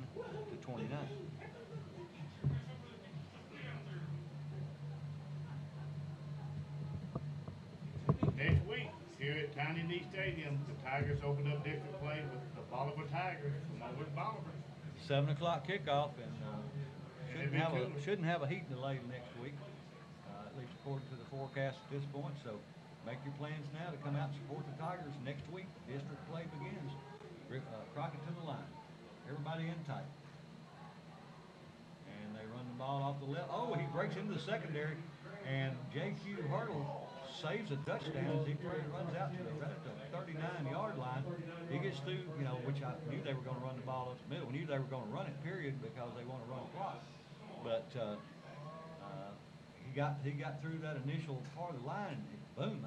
It's like the linebacker level wasn't there, and he made it to the secondary level and picks up 19 yards on that romp. So it'll make it first and 10 again with 4:40 to go in the game. Crockett has the ball. He is just 160, a junior for Crockett County. He is a great running He's back. shifty. He's hard to get hold. Crockett to the line. Everybody in tight again.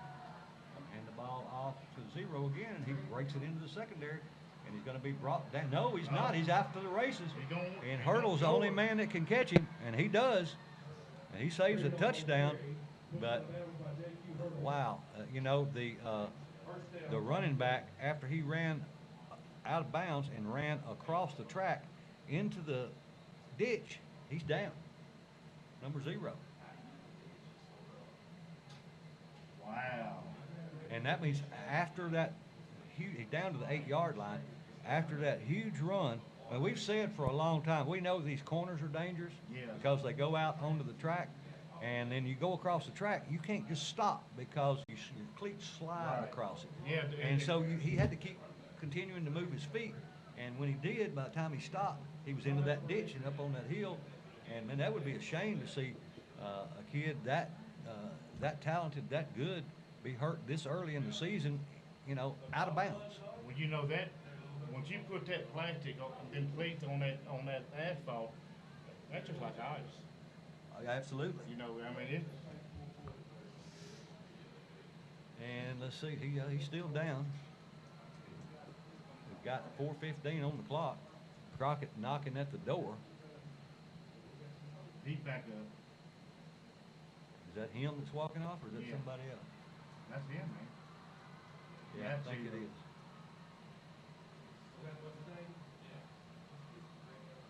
Brady Hill up. So it looks like he's going to be all right. He leaves under his own power. He's been their workhorse tonight. Yeah, they got that number 29 too for Crockett. He's a sophomore. That kid. Yeah, he comes in, takes his place. Again, Crockett with everybody in tight.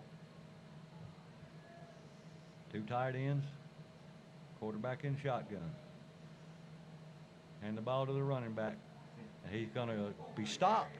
Looked like he was going to go in, but a good job by Barbie, I think. No, that was Austin Thompson, the third, AT3, stops him at about the 4-yard line. Pick up of 4. It'll be 2nd and goal from the 4. 3:50 on the clock. 0 comes back out. So I don't want him to score, but I'm glad he's okay. Oh, yeah, yes, me too. I'm glad the kid's all right.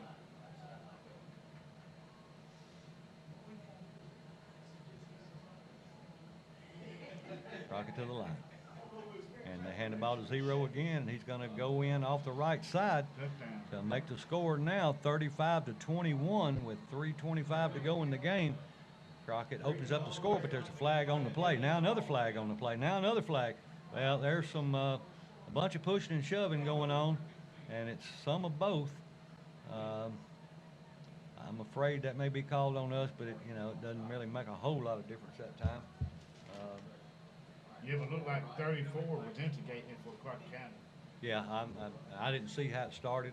I saw the flag come out, and then I saw, kind of the commotion start. All right, let's see. They ain't got it 34, but he's 34. So they'll sort this out. The police come out there to make sure everybody gets back to the side they're supposed to. I don't think it was, it was never about to get out of hand, I didn't think.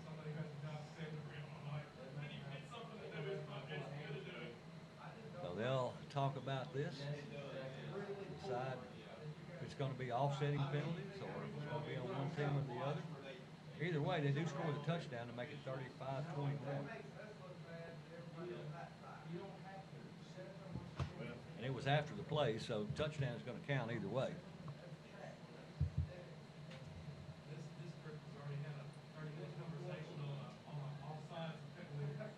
The referee's still having a conversation.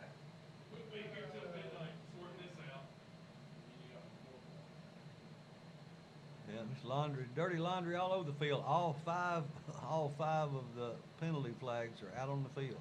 It's a final code in 35, Brighton 27. Well, that was a close game. Yeah. Almost too close for comfort for Kirby and Company. Absolutely. Well, again, like you mentioned, next Friday night the Tigers will be hosting their first district game, which Whatever it was, it must have started with Pitt. Because the coach is out there trying to calm him down. yeah, they'll let them figure out what it is because I don't have a clue. And Pitt's the Tigers have played hard tonight. They played their hearts out. Yeah, they made some mistakes, and they paid for the mistakes that they made, but they'll learn from those mistakes just like they learned in the first half and came back in the second half and played a lot better ball. Well, I'm gonna tell you, Mike, we need a tough game like this. Yeah, we need to get ready for Bolivar. Get ready for Bolivar, then we go to Monterey Central, then we come back and play. Scotts Hill? Yeah, it may be. I have to look. I don't have the schedule in front of me. So we need a tough game like this. Yeah, we need to play a tough, hard-fought game. Of course, we'd love to win it, but the main thing you want to do is play a game like that, get hard-nosed, and come out of it without injuries. So I don't know if they're looking at ejecting somebody or what. Looks like they've got it worked out now, and they're going to call Coach Cruz out, and they're going to go to Coach Ward and explain what they're doing to both sides. Next week we got Bolivar here. Then we travel on the 8th to Monterey Central. Then we travel again to Liberty. Then the next home game after that will be Westview here on the 22nd. Dyersburg and Covington both away. Yeah. Yep. The last two games are away. So we won't have a lot of games toward the end of the season to be able to come out to Tiny Stadium and watch the Tigers play. So if you don't travel, make sure that you get some of these early games because you're not going to have as much opportunity in the second half of the season as you will in the first half to see the Tigers here at home. You know what I hope, and I don't know how it works in high school. You know, in college, if you get ejected from a game, you have to miss the whole. You know, if it's during the second half, you have to miss a game. So either the second half of this game and the first half of the next one, or I don't know.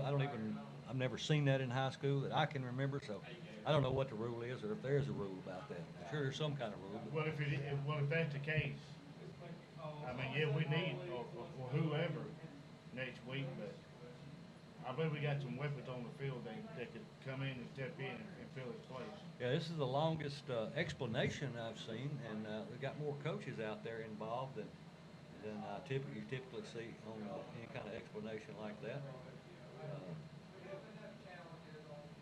Well, Halls, that evidently wasn't a final score. Halls hangs on to win 46-42. That's the final. Wow. Congratulations to Coach Stegall Yes. and the Halls Tigers, Coach Montgomery, and everybody in Halls. I know you're happy tonight, you're proud tonight, and you ought to be, and I'm proud for you. Well, let's see. If I knew it was going to be this long, I wouldn't have stayed here as much, but surely it can't be that much longer. I mean, we're just waiting for an extra point. I got a meeting in the morning at 9 o'clock. I hope it's over with by then. Yeah, you might have to leave straight from here and go. Well, when play does resume, Crockett just scored a touchdown, make it 35-21. They'll be lined up for an extra point. And let's see what we've got. They did a lot of explanations to both teams. Let's see what the white hat says. Personal foul, Ripley. Personal foul, Crockett. Yeah. Offset penalties. And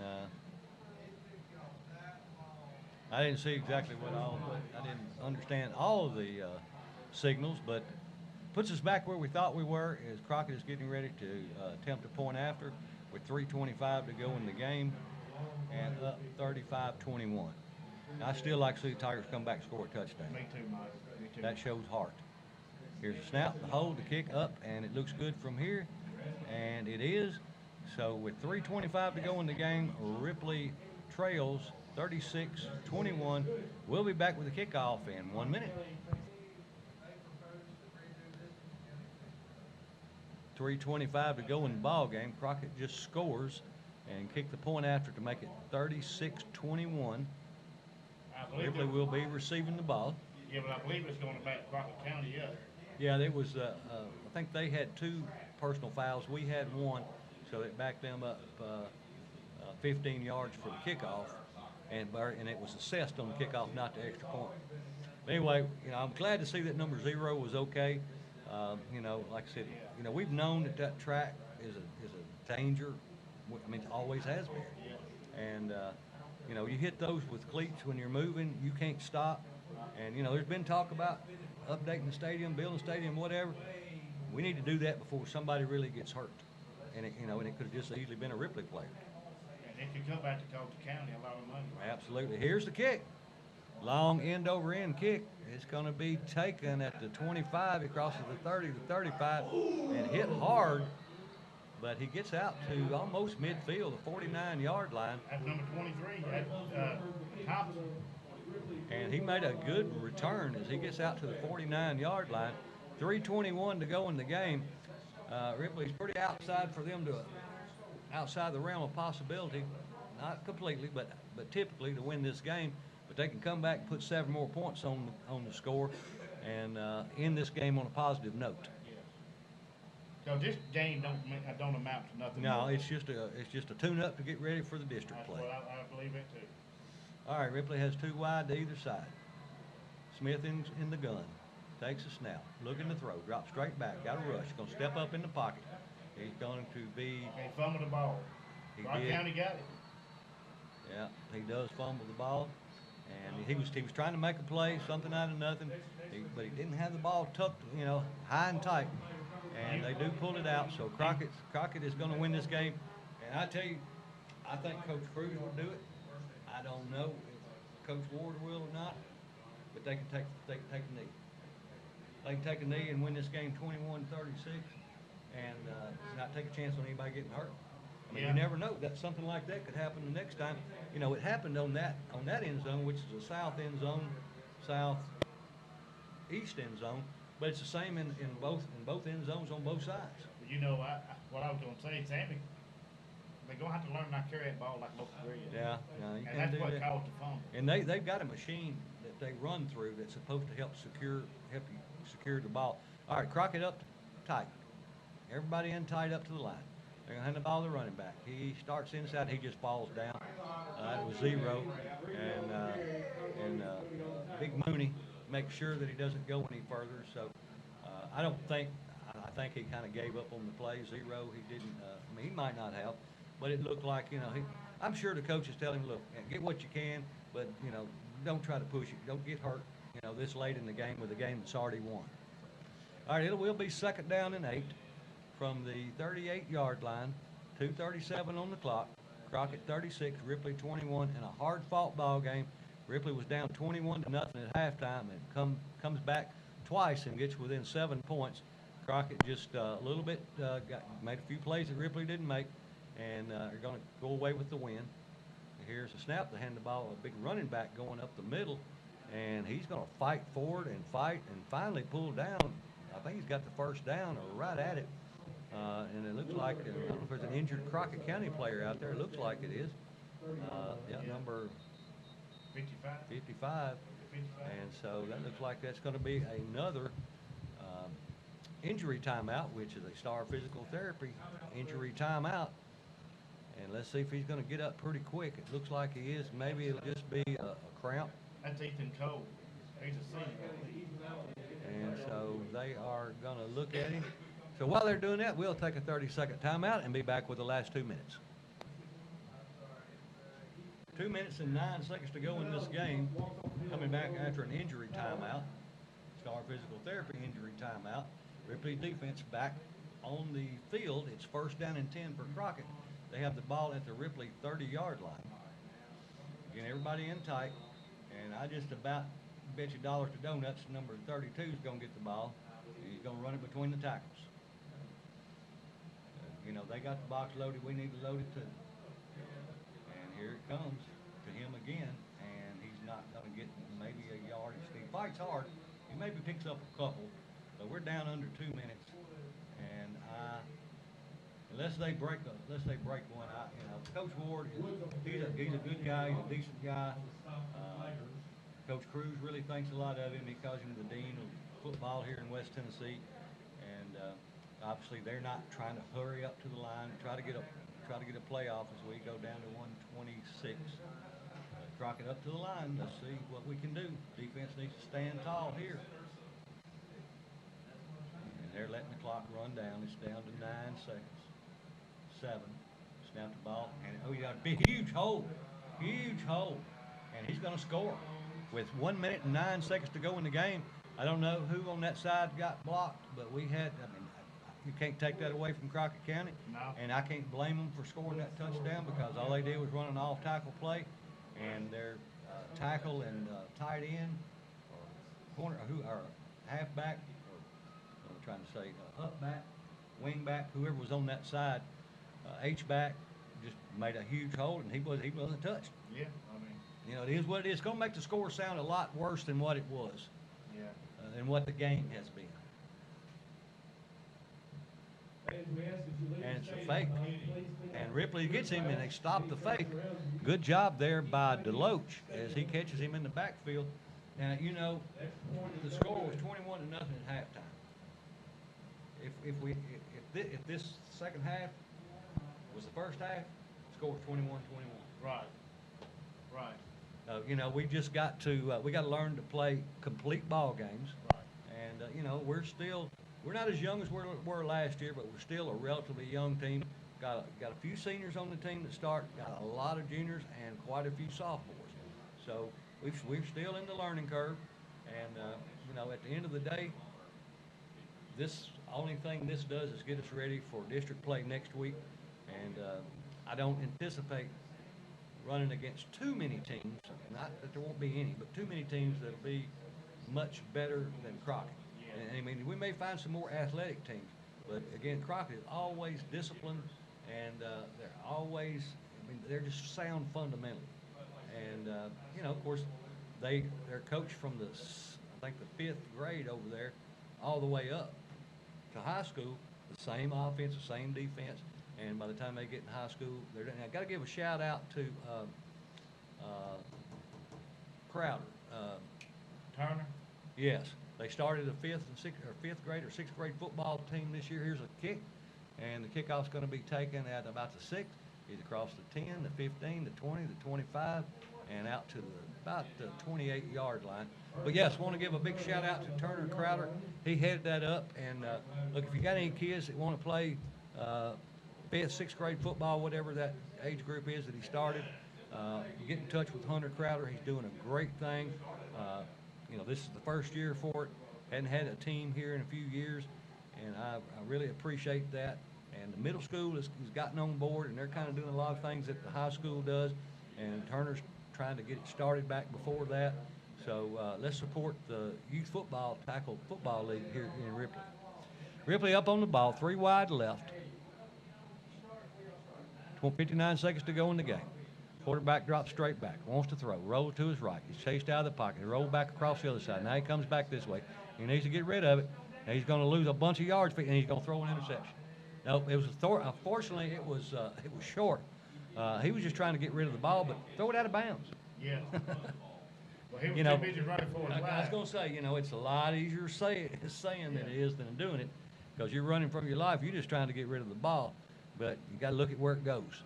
And so, but he actually ran down 13 seconds on that play, and he had the ball the whole play. But that incomplete pass does stop the clock. It'll be 2nd down and 10 from the 28-yard line for the Tigers. 46 seconds on the clock. 2 wide left, 2 wide right. High snap, quarterback takes it, handed off number 21, I think, and he goes off the right side, breaks a couple tackles, breaks back to the middle of the field, and just he tried to cut and slipped and fell about midfield. That's 23. That was top. Yeah, that's a fast kid. He's a fast. He ran off left himself. I tell you what, that number 14 out there fast too. Yeah, we've got some athletic kids. All right, it's going to be 34 seconds on the clock. 1st down and 10 for Ripley at the 50-yard line. Clock's moving. Ripley has 3 wide left, 1 to the right. There's a snap. Smith wants to throw, looking downfield, looking down. He's going to throw over the middle of the field. He got a man, and it went right through his hands, and that went into the defender's hands, but it does fall incomplete. Thank goodness. Yeah, intended for the Lokes. Got 15 seconds left on the clock. It's going to be 2nd down and 10. So probably one more play for the Tigers will just about do it for this game. Again, as you mentioned, Crazy Horse next week.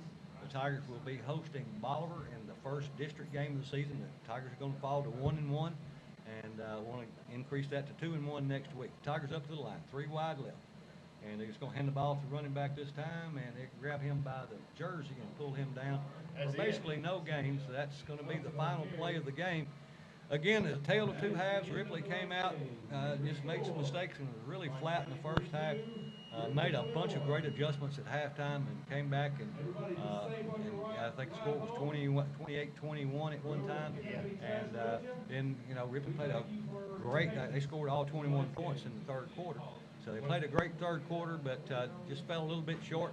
But they're getting better, they're young, and next week we'll be hosting Bolivar for the first district game of the year. Yeah, and like I said, we've said this several times tonight, all this was last week and this week was a tune-up game for the playoffs. I mean, for the district games. Not saying that the teams in the district are not any good, but Crockett County, they're sound. I mean, we made some mistakes tonight that do I think we should have won the ball game? Yes, I do. But we didn't, and it's time to move on to next week. But I will say this, Bolivar has a real good quarterback. Well, all right. Well, be sure next Friday night to tune in or come to the game if you can. Support the Ripley High School Tigers. That's going to do it here from Tiny Stadium, Jim Fitzhugh Field, and Don Harris Press Box. Good night and God bless.